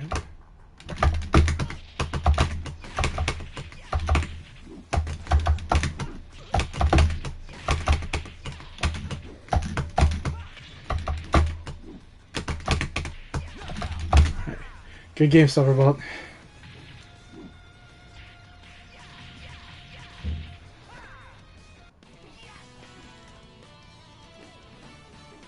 What a knucklehead.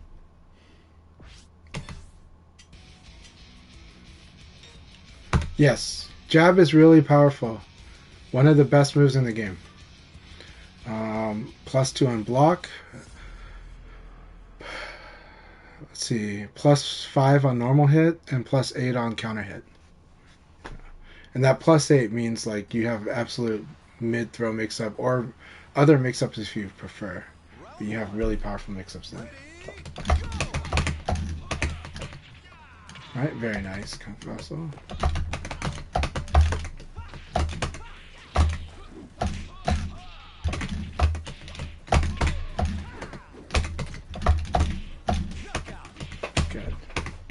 Good round.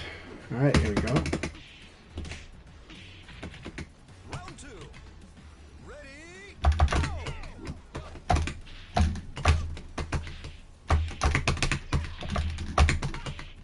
Hustle does have some delays in this game.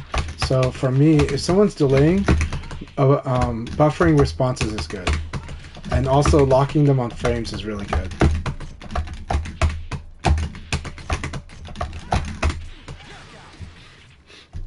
So on the flip side, when someone's buffering, evade can become good, but it's risky.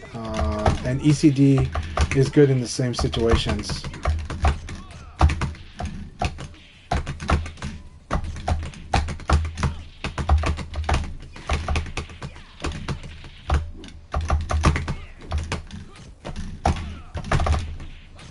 Very good. Good ring out. So what I do like with Alt Blaze, this move, if you notice, it moves them at an angle. Still really good.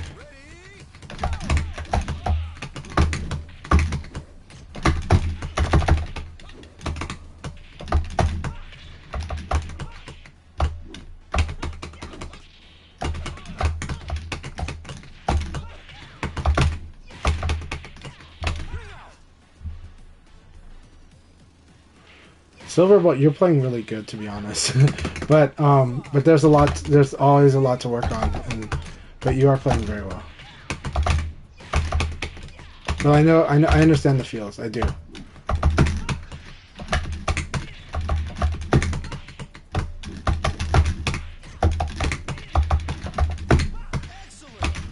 Right. Good game, Hustle.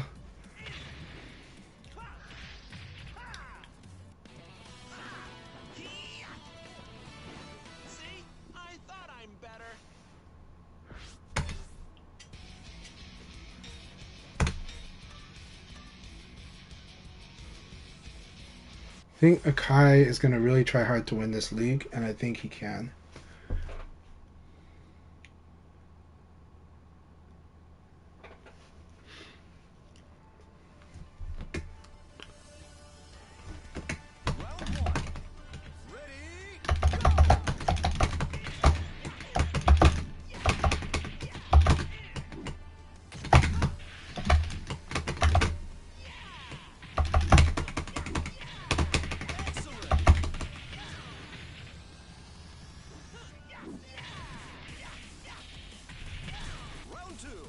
It's a really good tip.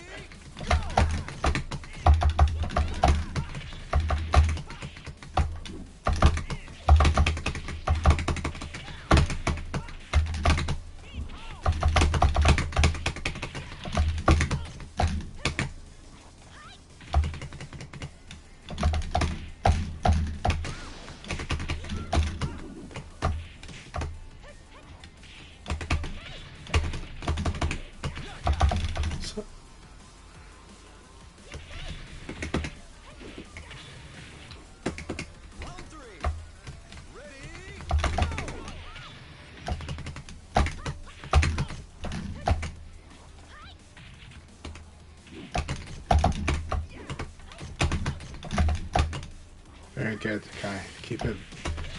Very good. Very good. That is probably special.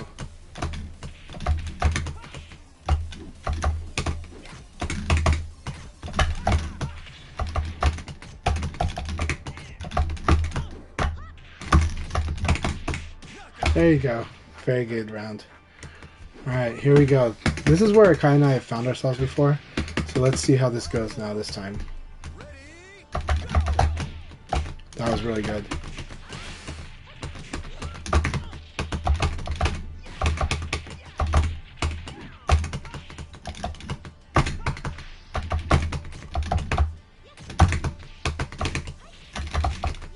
So good. 2P in the...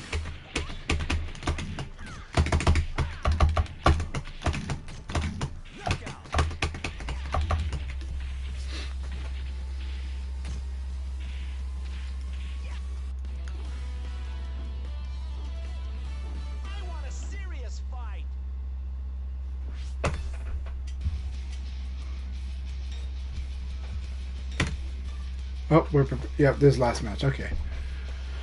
By the way, after this, I am gonna do some stuff with family, but I really enjoyed after this league battle. But I really enjoyed time with everyone tonight, and I hope you guys are all doing really well. Again, very exciting weekend.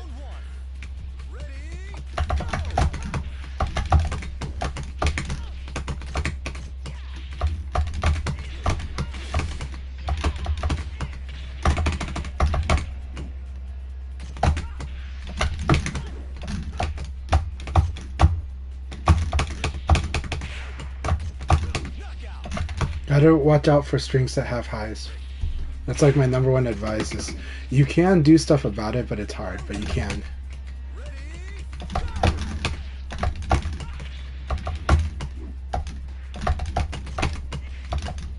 Very good. That was perfect.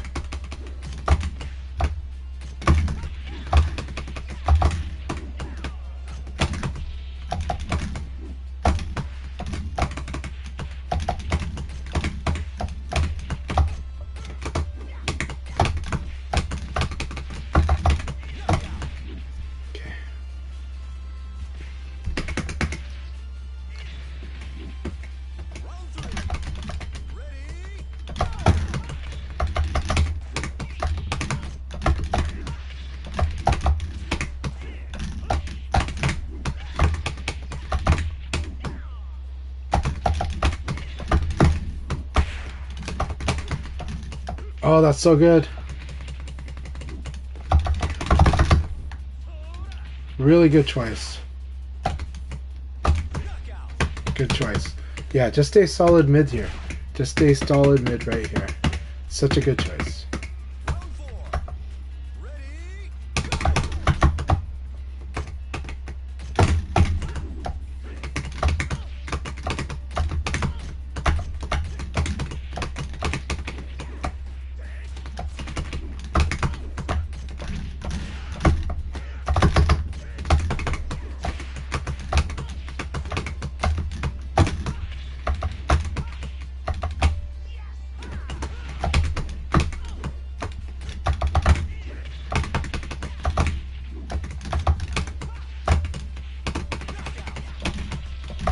Good game, good game.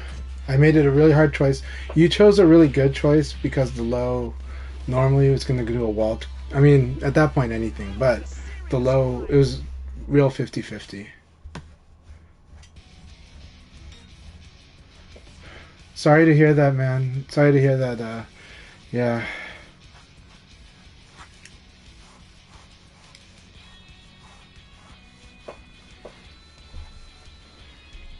Alright, we are watching matches. We're on our bye round here. Yeah. I'll show you what combat's all about.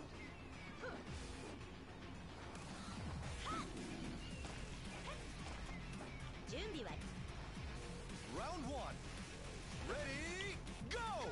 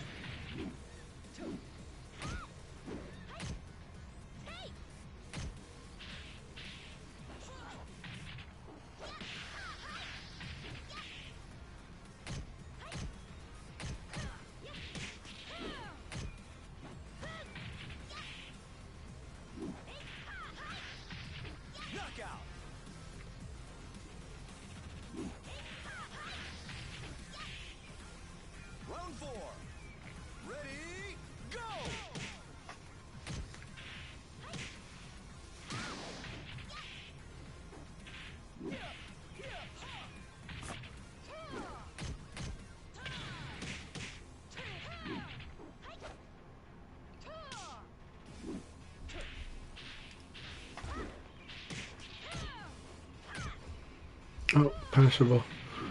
But it is hard to punish because you have to punish really fast. If you're late, it won't punish. Pie's launch kick. Like you gotta punish like right away. But you can, for most characters, punish with PK. Will suffice. But you just gotta do something fast. Yeah.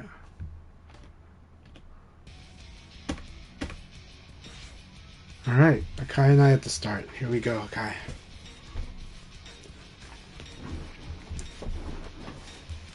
Yep, leaving damage. Yeah.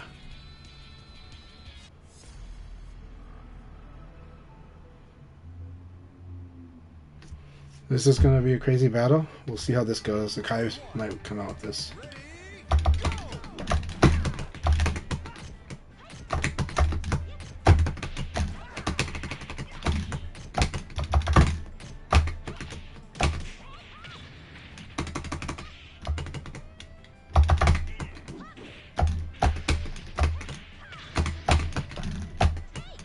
Very good.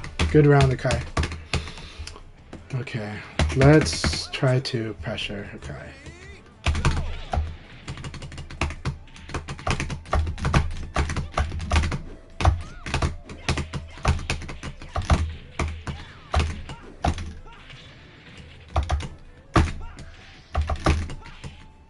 What?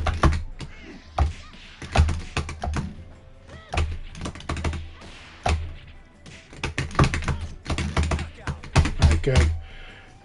I'm like paying too much attention to the chat now, but it's all good.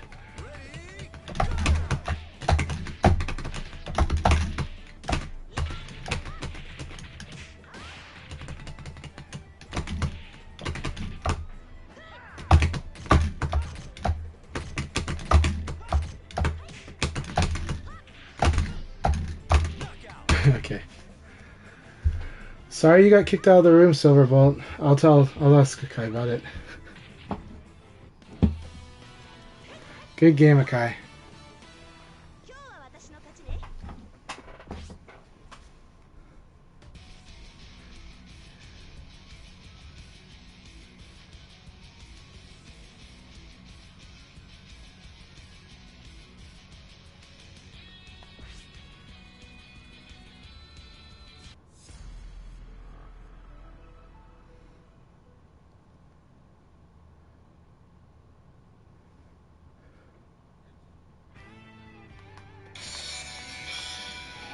Round one.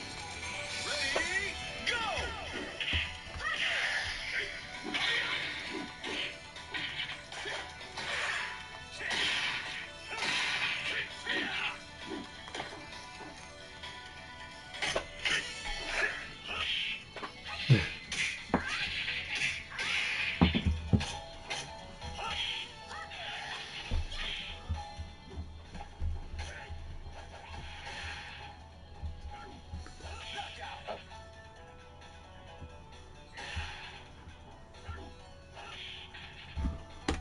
Round two.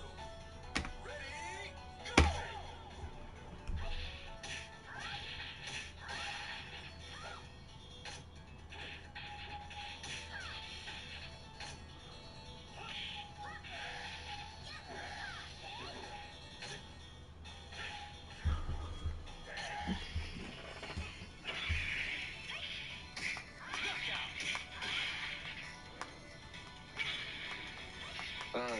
Thanks, Silver. It's unfortunately for you, Silver, to get kicked out, but thanks to Sega to distract Chan try to let me get that win. There.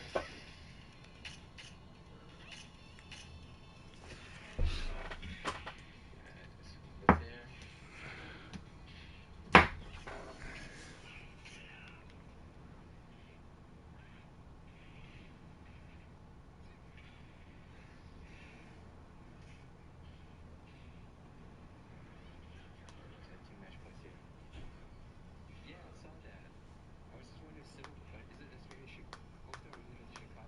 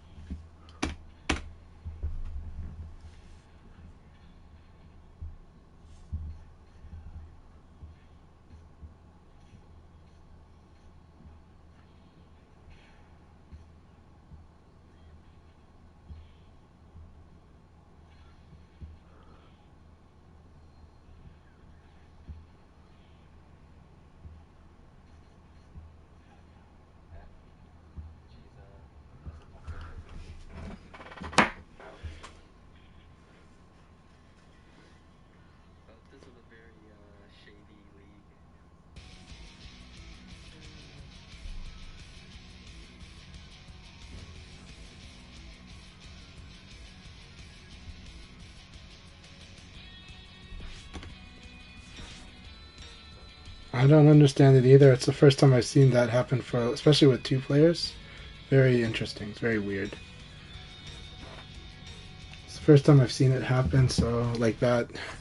But I'm sorry, guys. But you guys can go practice and spar. But that's really unfortunate, man. But yeah. Said Punker, here we go. Let's have a good fight. Round one. Ready?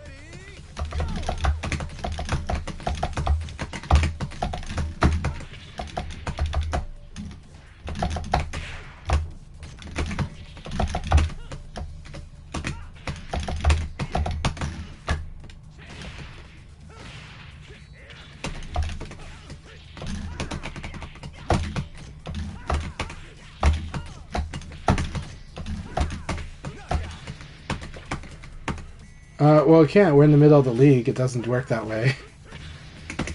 So, I don't know. It was really weird.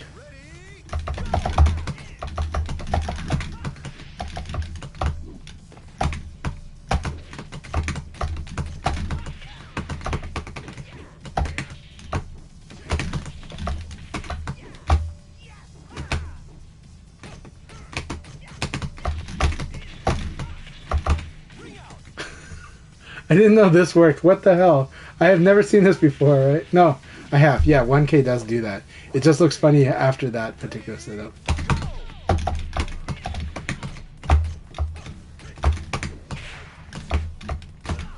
Tried to let go. Couldn't let go in time.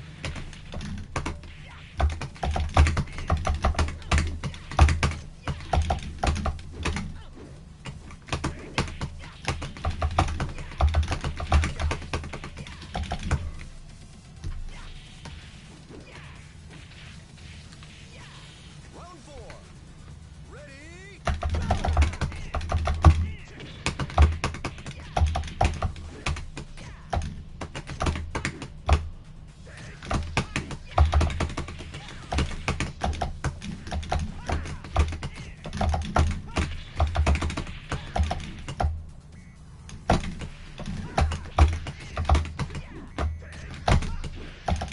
Knockout.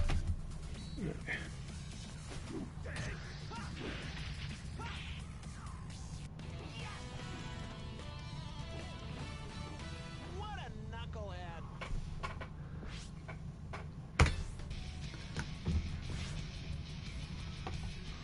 All right. So weird. All right, good game, guys. Congratulations, Akai.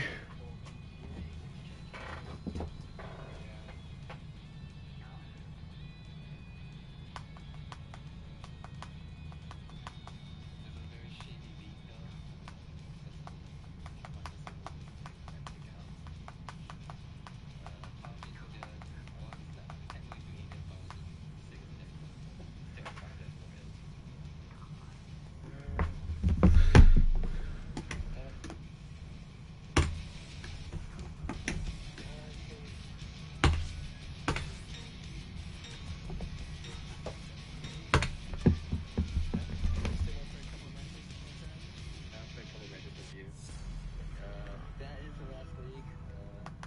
It was kind of ended with a very shady technical. So Kai and I are gonna play a few, and then I'm gonna go spend time with family. Yeah. It's showtime. Round one. Ready?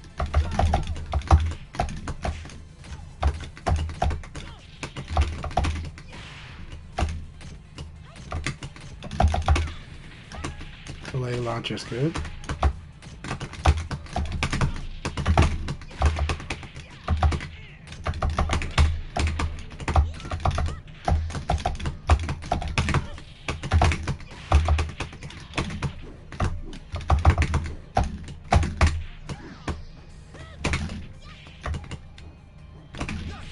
Very good. He's afraid to do the lows now, so let's do this. Round two. Ready?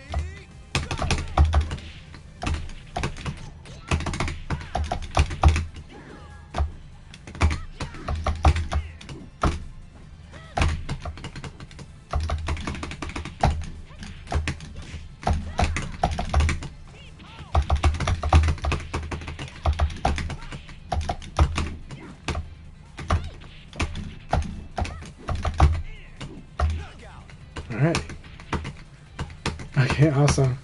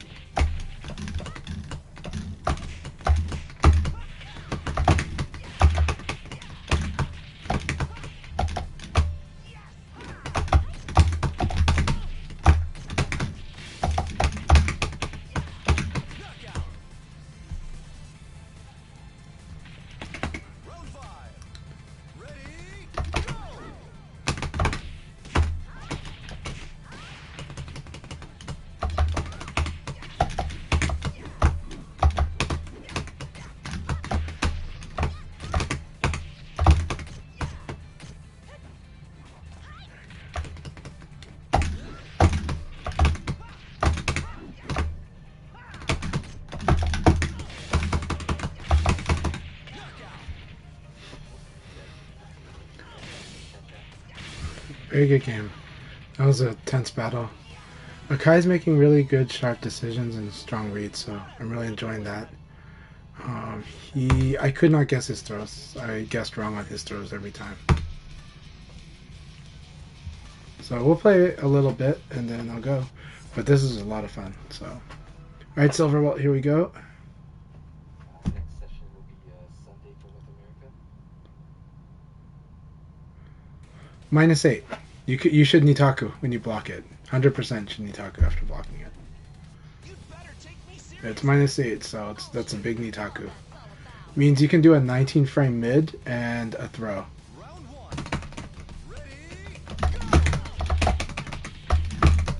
Same for this uppercut. This uppercut, same thing, -8. This one, -8 if you block it.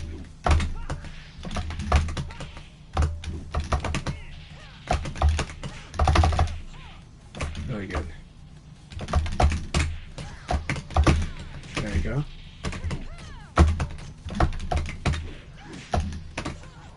Excellent. All right.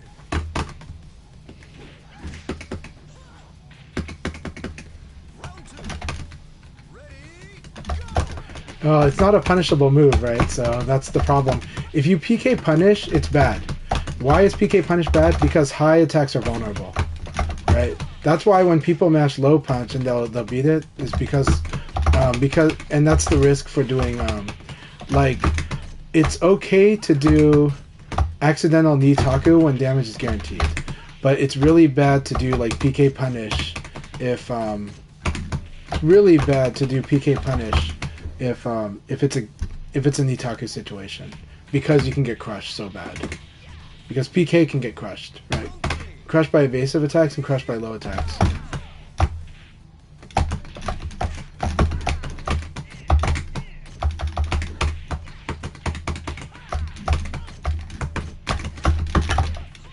Very good.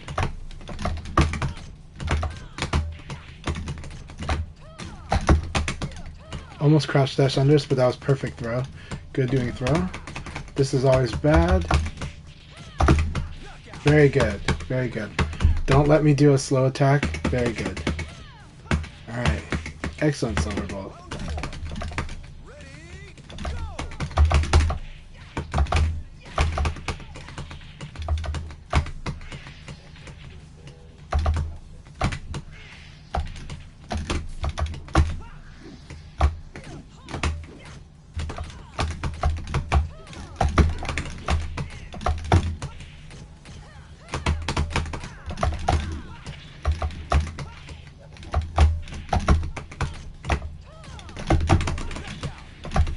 This time I do a vague crouch dash into low kick, just as a way to cover a lot of options if there's any delay.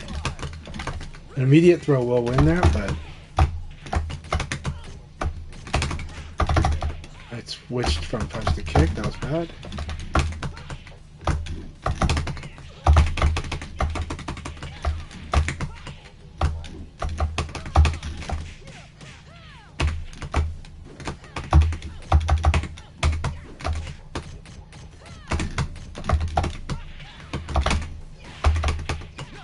Right, good game, good game.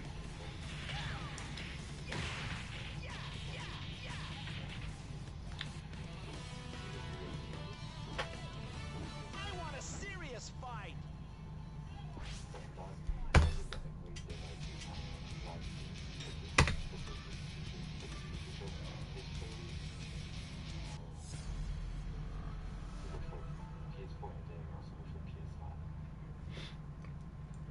Yeah.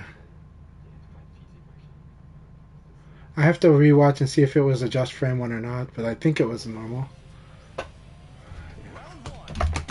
Ready?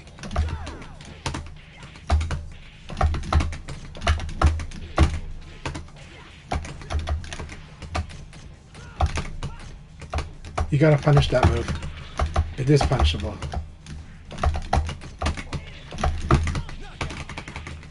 So this move is punishable. On block. Round two. Ready?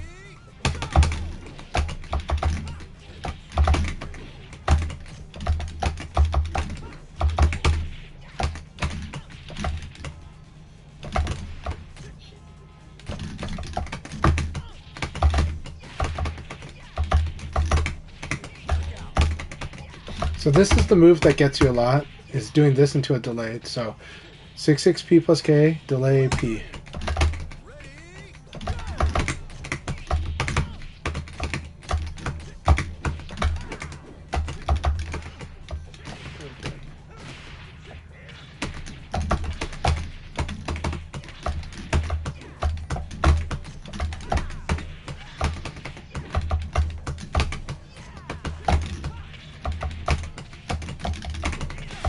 Okay, one thing that was, you did sweep, and then after that you did throw. Now, that's nothing wrong with that, but I want to say the situation was the same as Okizeme.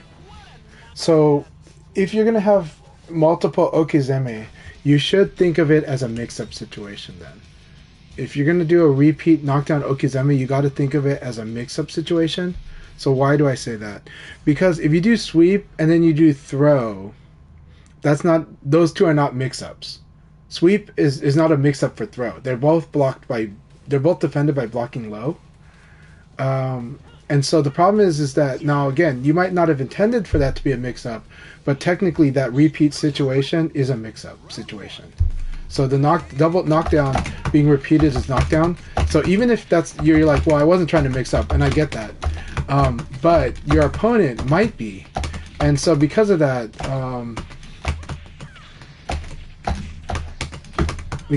it's still one of those things where it is more powerful to really get them to feel insecure about how they defended that. And so that's why the sweep should be mixed up with basically a mid. It can be mixed up by other stuff. It doesn't have to be like the best mid though, but it can be a strong counter to that, like even just a counter hit. That's good. Yeah, alright, my daughter's asking for me. Yeah, I'll be done soon, okay, Arya? What's that? Okay. Yeah, we're gonna, but did you take shower yet? Okay, if you took shower? Okay, good. Alright, I'll be done soon.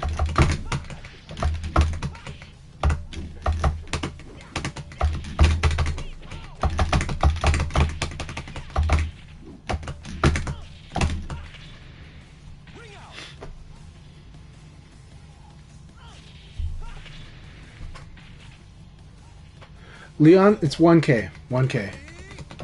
So 1K, now here's the thing. I'm not, when I use it, if I launch with this move, it's not because it's a low. So understand that if it's a low, if it's used as a low, it just knocks down like that. I launch because it's counter hit, because it's a fast move. So understand that if you're worried about it, if you get hit by it normally, don't worry so much about it. It's not about that you have to block low. It's that you abaried. So if 1K launched you, it's because you abaried. So understand, that's like the most important thing to understand about this move, right? And so if the problem is you getting launched by it, which is a huge threat, then it's about the way to fix that is the Abare management. And then, or at least understand that it was the the price of doing a bare. It just happens to be that to block this thing, you gotta block it low, right?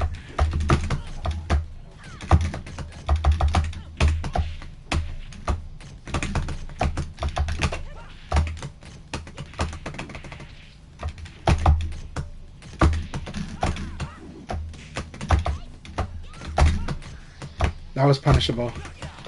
So 1 P plus K is punishable. I should have punished him for that, but it's hard. I don't see it from him much anymore, so I don't really punish it on block. But it's a really good move because it zones out, does that, and it's a combo launcher. It's a normal hit launcher. So good. It's really good. There's actually a lot of really cool situations where actually some of his 9K games can lead into it really well. But also, anytime there's a spacing situation, 1P is such a good move.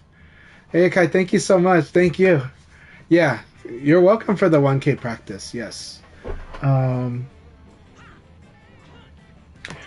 Yeah, so 1K, you don't need to worry about blocking low about 1K. You just need to worry about a bare.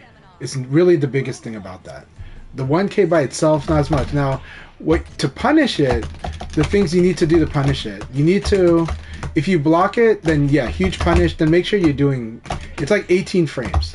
So make sure you're doing an 18 frame punisher, right? But the other thing, if you evade it, then the number one thing is you just have to make sure that the number one thing, if you evade it, is you gotta wait for the second kick to finish. Then you can punish it. And so just wait for that second kick to finish, then launch him.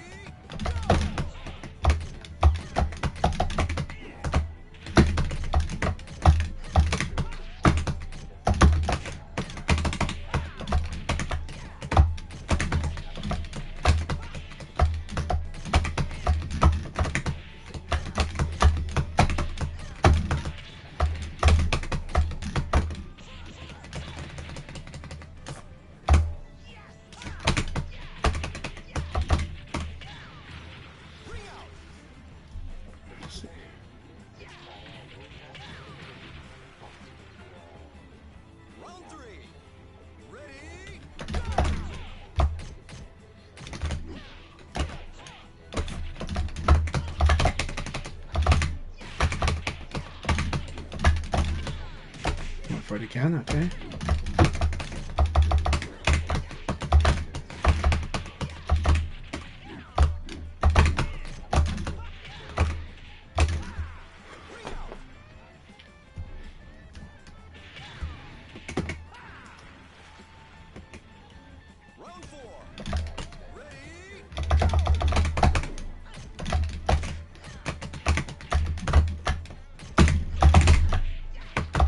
So that's the risk of doing the low punch blocked into that move, is that I can still do a 15 frame move there.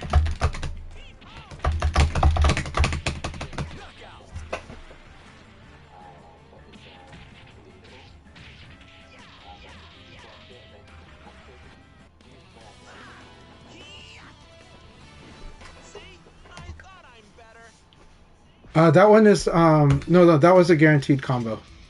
That was a combo. So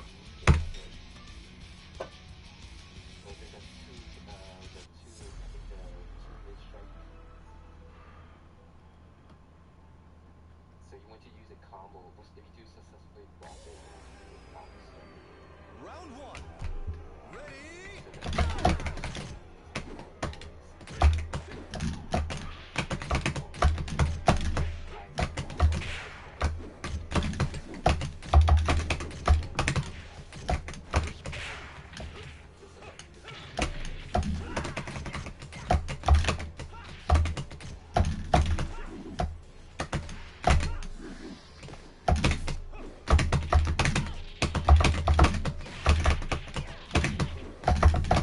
Very good choice.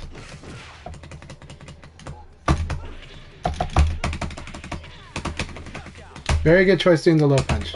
Very good choice doing the low punch. There you go. Round two. Ready?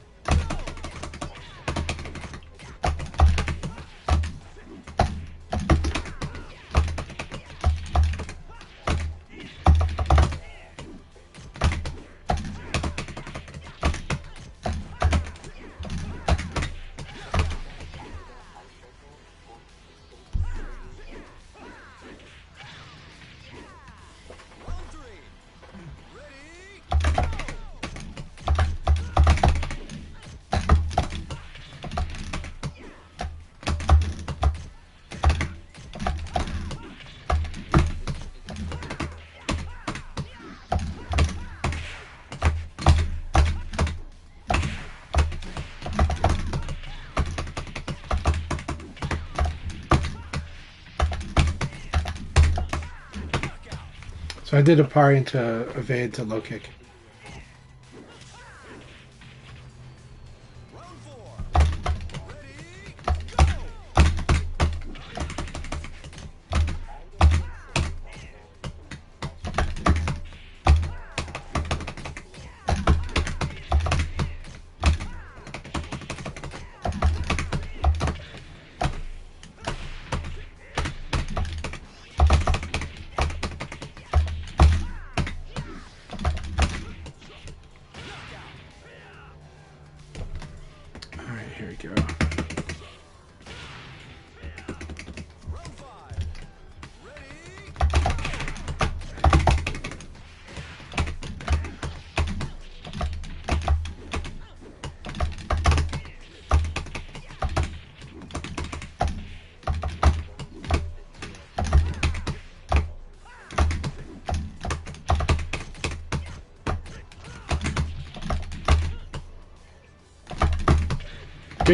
Good game, Punker. That was a lot of fun, Punker. I had a blast. Thank you very much for the battle. I gotta go.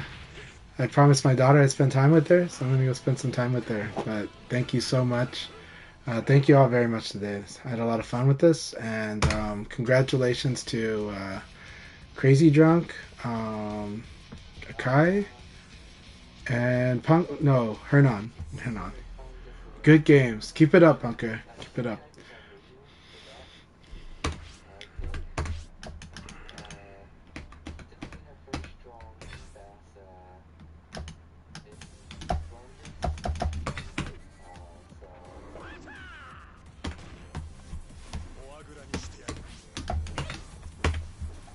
Let's watch this battle. It's a nice way to finish the night off. ready, go! Oh, did I get raided? Okay. Yeah. Well, thanks for the raid, Akai. I'll try to find someone to raid in the meantime, but...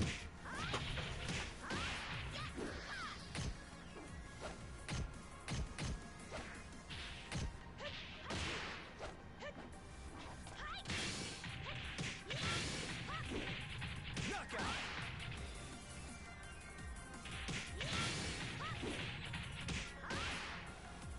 Round 2. Ready, go!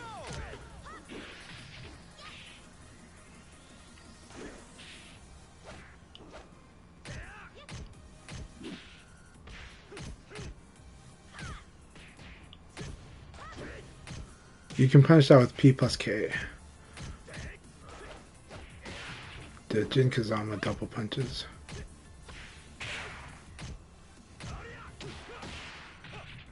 One thing I will say about Jean has P plus K, which might not seem so special, but it's a 13 frame Punisher that does quite a good amount of damage for being a 13 frame Punisher.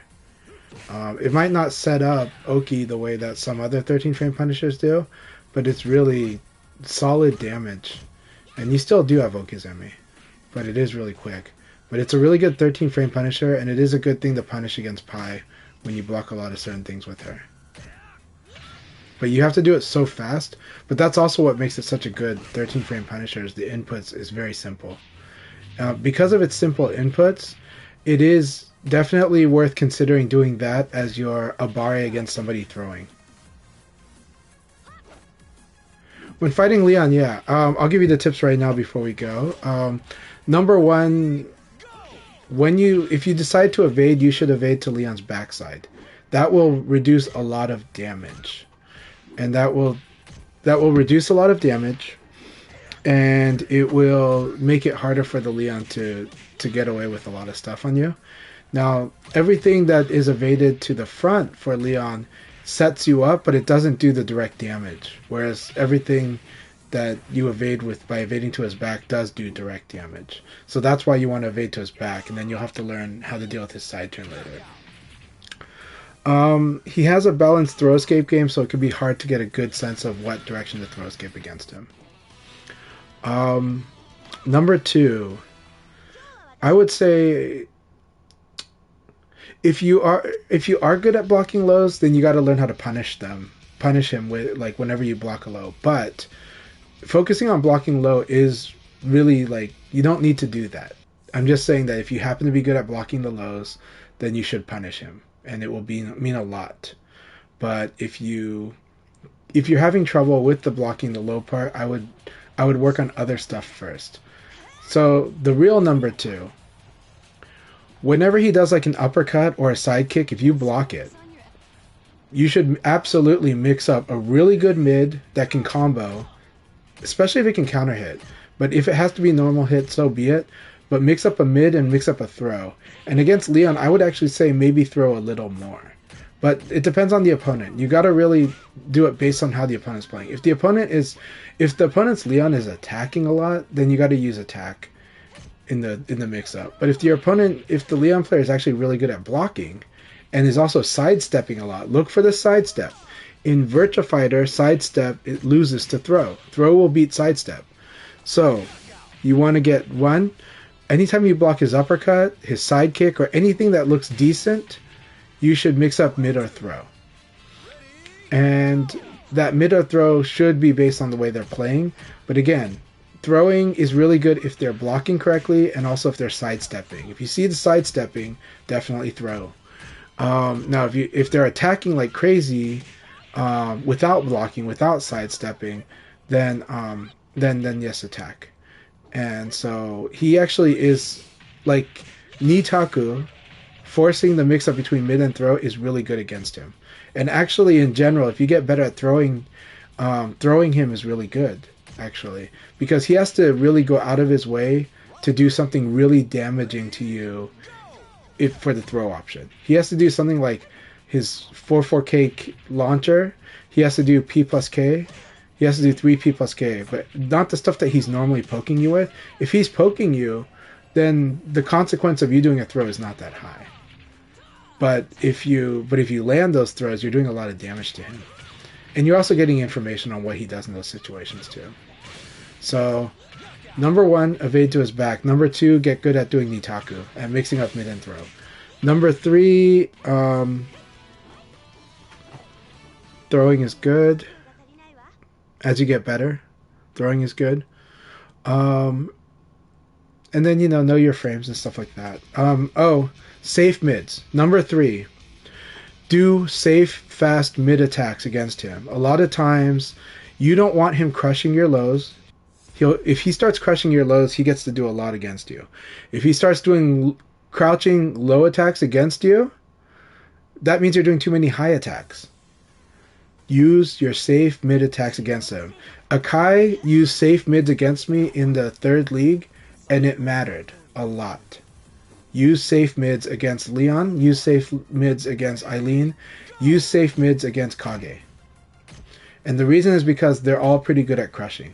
They're all pretty good at sliding under the highs. They're all pretty good at doing barely hopping like kicks that will like punish you for doing a low punch. This is why your elbow is very good against these characters. And if you do that more, if you kind of mix it in more, it's really good. So, again, number 1, evade to Leon's back. Number 2, practice Nitaku. Mix up mid and throw. Whenever you counter hit him with a jab, you mix up mid or throw. Whenever you block something good, and with him, it's a lot of things. Leon doesn't have that many things that are actually guaranteed on block punishable. He has some. But what he does have, his weakness, is people doing Nitaku against him. People mixing up mid and throw when they have +6, +7, +8, +9. That's something that like he has to like, that he's gonna kind of like not, he doesn't have the best Nitaku. He has Nitaku, but he actually has to dig deep and take on extra risk when he wants to do good Nitaku. But everybody else has got kind of a more simple or straightforward Nitaku, right? If you're Brad or Jackie, you do like, you know, block it, do uppercut, right? Uppercut is cool because if you are correct, you get like a launcher. And if you are incorrect, you might still win on speed. And then you mix it up with the throw. Yeah. So, and then number 3, again, use safe mids. Safe mids, safe mids, safe mids. Elbow is the fastest, least risky safe mid in the game. But uppercuts are really good against Leon also. And, but also, if he, in the rare case that he starts countering those punches, like with his punch parry, and that's really rare, and I wouldn't worry about it, you can always go to kicks. You can always start using like fast kicks. You can even use side kick, you know. Fun fact, when you block like a low punch, unless you're fighting Vanessa, you can still side kick your opponent. Now, you shouldn't do that all the time, but I'm just saying it is a frame it can be a frame option. +5, yeah. Leon is a little harder because Leon has a 11 frame jab, so it messes things up. But again, those 3 things alone will do a lot. Evade to his back, do Nitaku against him, and then use safe mids for most of your fight, because those safe mids will stop him from crushing you. So, yep. Hope that helps. I'm going to raid Juicebox, who is labbing Tekken 8. I always think it's always fun, and I love his lab session. So, enjoy and have a good. Fast mid in VF is elbow. 14 frames. Almost everybody has a 14 frame mid attack. Always study that with your character. It's usually forward and punch at the same time. It is to VF what uppercuts are to Tekken, in a way, kind of, except that, yeah, kind of. But elbows are the really essential mids, and you should learn the sequence high jab. You do punch, guard cancel it, and then forward punch like elbow. So high jab into elbow. High jab into 14 frame mid. So powerful in this game. Even against characters that could technically beat it, it's still really good. Yeah, I can give you a list of... are you on Discord or Twitter? I can give you a bunch of tips for Brad.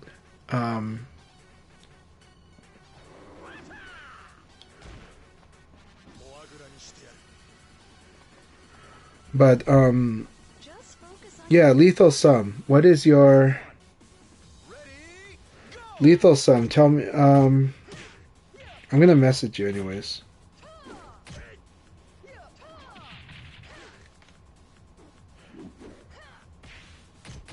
I'm gonna whisper, okay.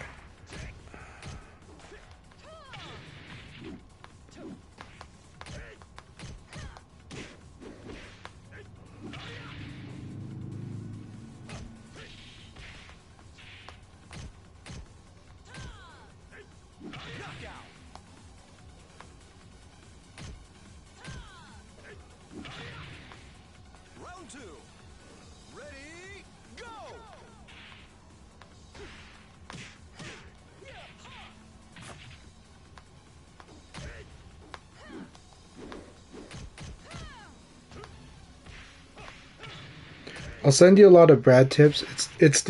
I don't play Brad, but it's the opponent I know a lot because I've had so many Brad rivals, including a lot of the best Brads in the US. Round 3. Ready, go!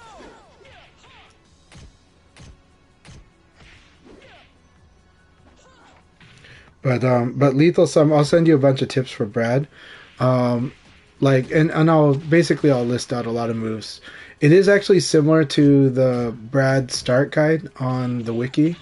What I will say is very similar to actually what that says, but I'll say it in a way that might make easier sense because I'll give a lot of context for where it's useful.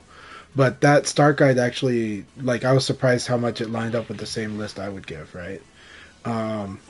It's saying stuff like, certain moves, what they're good at. And then we can up the complexity chart. I can tell you an easy start into a better start. Brad is really good at actually guard punishment, and Brad's good at whiff punishment too.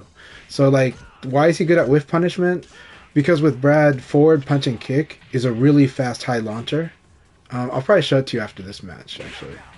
Alright, I'm gonna jump out of the room and I'm gonna show it to you in training mode. But I love that these guys are sparring. We'll do this quick, and then I gotta go to my daughter. So,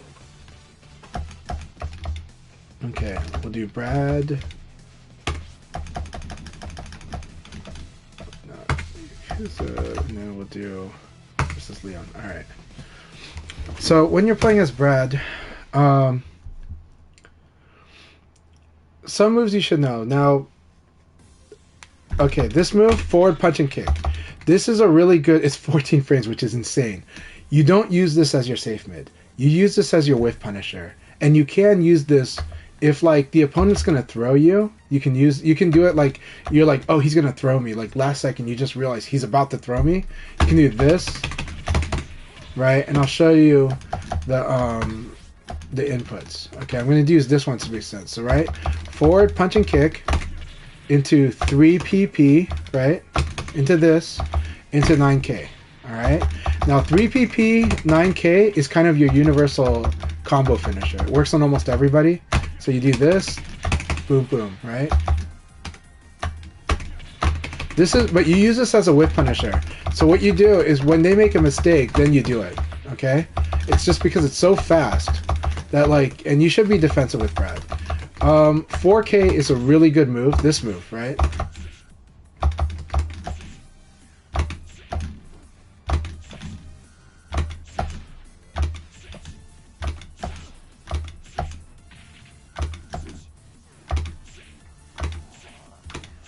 So here's a funny thing about this move is a safe move. You just do this to be annoying. 4K, really good move.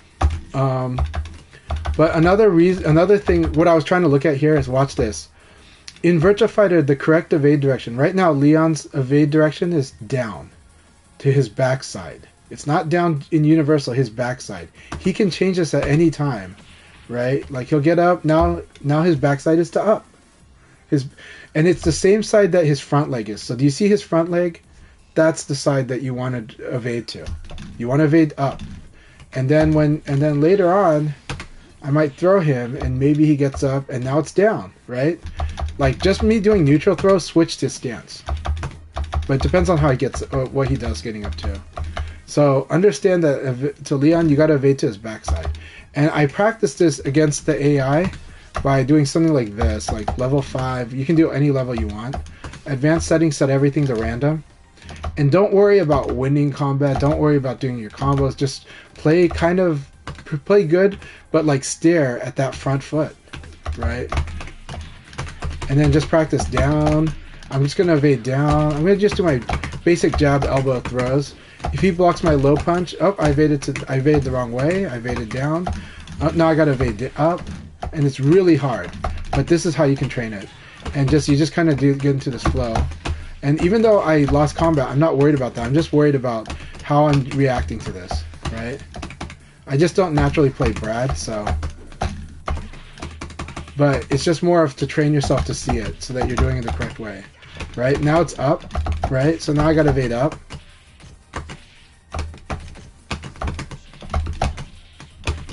Now it's switched twice. Now I went to down. So it's really hard to do, and that's why training mode's a good place to practice this.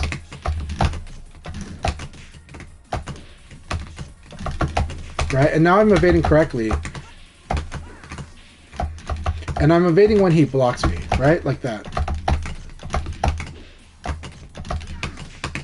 And I like to do this technique called ECD.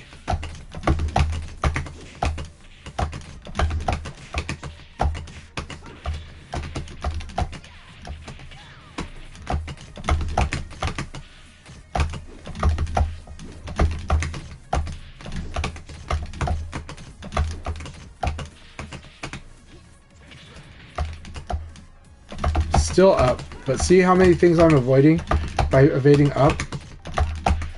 Of course sweep is not going to work. That's okay. So you want to evade to his backside. And so just for a second it was down, now it's down again. And even if he wins, that's okay. You're just training yourself to have this, that you're evading the correct direction. Focus just on that.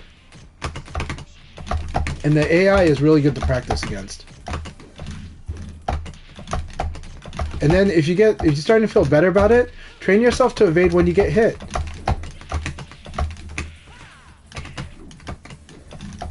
Whoops, wrong way. So there's that training, right? Now let's go back to what we were doing earlier and I'll show you some moves. And then I gotta go back to family. Okay, so I told you this. Yes, elbow is really good. Elbow and guard cancel is really good. Okay, and that's because elbow by itself is a good move. You hit the opponent, you can throw them, right? If you hit the opponent, you should actually just low punch. And that's because its elbow is not many frames. But when you counter hit, when you get red sparks, that's when you start mixing up like throw or like another mid, you know. But yes, you can also practice your sways. But I will say that this is really more intermediate. And as a beginner, if you fight me, I will hit you out of all of your sways. But the basic situation: punch, guard, high jab, punch, then guard, cancel. You want to be able to jab this fast, right? If you try not to guard cancel, this is the best you can do. But you might accidentally do this, and you don't want this. You want this. So that's why we guard cancel. Guard cancel tells the game I don't want to do the string. Alright? And then that way you can do jab, elbow. As long as the high jab touches, elbow is good. Watch how many times I do jab, elbow in my games, and how often I win because of it. It works at all levels of play. And then I might even crouch dash after, and then make a decision to do something like that, you know? So this is really important. This is the basic moves of VF, the most setup potential with the least risk: high jab, low jab, elbow. I can beat a lot of players just using high jab, low jab, elbow, throw, and defensive techniques. And that's how I train a lot of people that come from Tekken how to play VF. Is I will basically do something like this. A lot of people will get hit by low punch in the throw, and they won't know, like in their memory, they won't remember that this low punch happened. What they will see is that I threw them. And I'll ask them, how do you think I was able to throw you? And they'll be like, I don't know. Or they'll be like, oh, I blocked and you threw? It's like, no. I hit you with the low punch and I threw you. Now against the wall, it causes a stagger. You can't throw someone that's staggered. So something like this, right? The AI is set to randomly throw escape, by the way, if you're wondering what's going on. I can turn it off here in the advanced setting.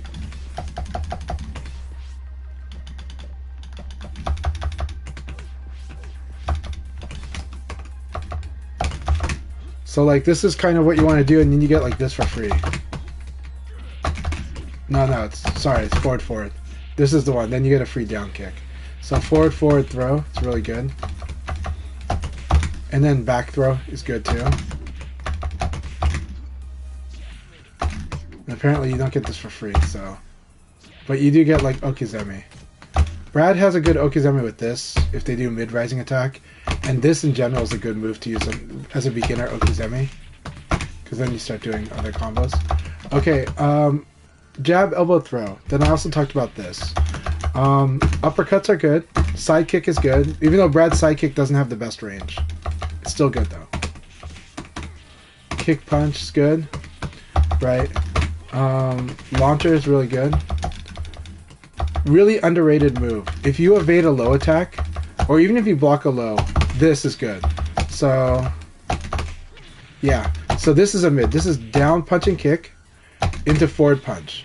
And it goes into our universal combo again. So, right? So good. So I recommend doing down punch and kick into forward punch, and then hold down forward to do this part.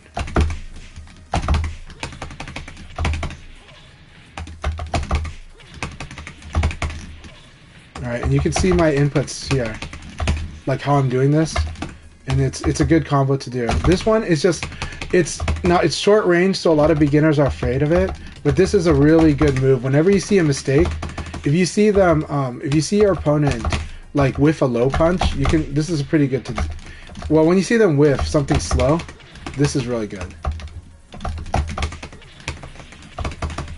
And then if you see them whiff and they're standing, this is good, right? So those are the main ones. You want to mix up forward throw, in which case you do a down forward kick after it, and then you want to mix up back and throw, and sometimes mix up neutral throw. If you got them against the wall, you want to mix up neutral throw. I don't know the full reasons. Like there's this, but I actually think a lot of people like doing this, but I think it's this one, back forward throw is the wall throw, right? It's pretty good damage. Let me see, forward throw. I think he's got some stuff, but also this sweep is pretty good. This is good Okizeme, it's good in general. And yeah, those are some very basic Brad stuff. There is more, but I think I've given you something to work with. But I will say, Brad is actually a defensive character. He plays a little more like Tekken, if I'm being honest. He's a character that has good good guard punishment, right? I think he's got like this.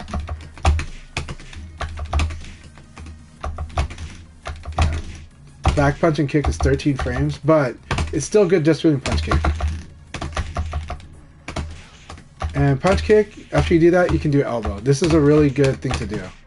So PK punish, elbow. PK punish, elbow. And if they start fuzzy guarding, you have other options now. Now, really good moves. If you block, if the opponent's mashing low punch,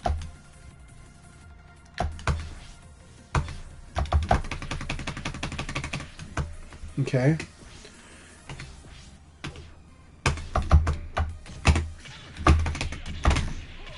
You got like that. You have better, but you have that, right? So what is that move? This move is hold forward and kick. Now, this is awkward, so you can do quarter circle forward kick. Right? And this move is an EX high. What is an EX high? EX high means they cannot low punch this. It means they can't low attack it. Like, Leon's low kick is I think there's only 2 moves in the game that ignores EX high. But EX high will a high attack is going to lose to a crouching attack, right? EX high ignores that. EX high will crush this. So when they do this like low punch mashing, you can do that. You block it and you hold forward and you do kick. Right?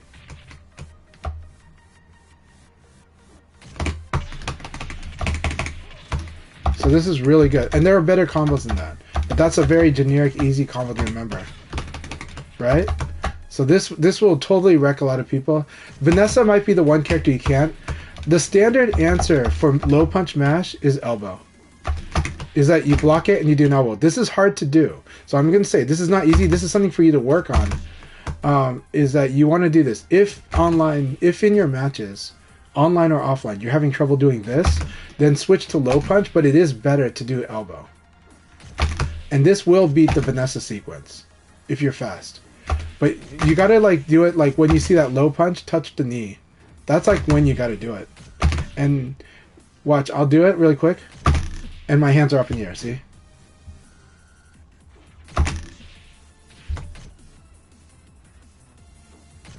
That's how generous Virtua Fighter's input buffer is. I blocked it, I input it, and then I watched, right?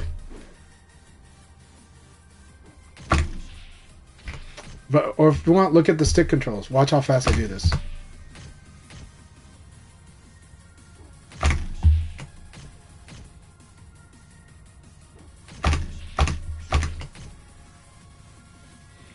The funny thing is this. When you get the counter hit elbow, you can do repeat elbows. Right? You can even do that. You can even do... You can do that with Brad. The one I like is this. I need to guard cancel. Right? Suddenly we're back doing this again. But again, you could even do this. Right?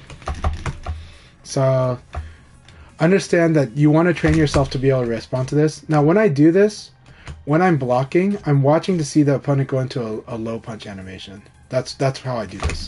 That's why I'm not waiting for the hit. I'm not waiting for that to see that it was a low punch. That I can just see the animation that it's like, oh, they're doing a low punch. So I've determined it much earlier. And then I kind of like guess that I'm going to block it, so that's why I can do forward punch so quickly. Right? But if you're having trouble doing elbow, do low punch. And then if you're doing low punch consistently, move up to elbow. And if you're doing really good with the elbow, do that. So I hope this helps you. I'm going to go take care of my daughter. She's been waiting a long time. She's been waiting almost an hour now. So thank you all very much for your support. I hope that helps, but hit me up on Discord, hit me up on Twitter, and I will send you tips privately if you like, but I love giving tips on stream as well. And absolutely lethalism. My pleasure, always happy to help. Let's raid Juicebox, but Also, I'm also happy to do workshops if you ever want to do workshops. We can work on it. I can see how you're playing and then give you some comments. Happy to help. And good to see you. Thank you so much for your support, man. Kung Fu Hustle, always good to have you, my friend. All right, let's see. Tricky is doing check-in training, but let's do, and we should do Tricky, but I think Tricky's gonna go to sleep. I think she'll go to bed very soon. So the juice box lay for the night. Nope. Here we go. All right. Enjoy watching Juicebox.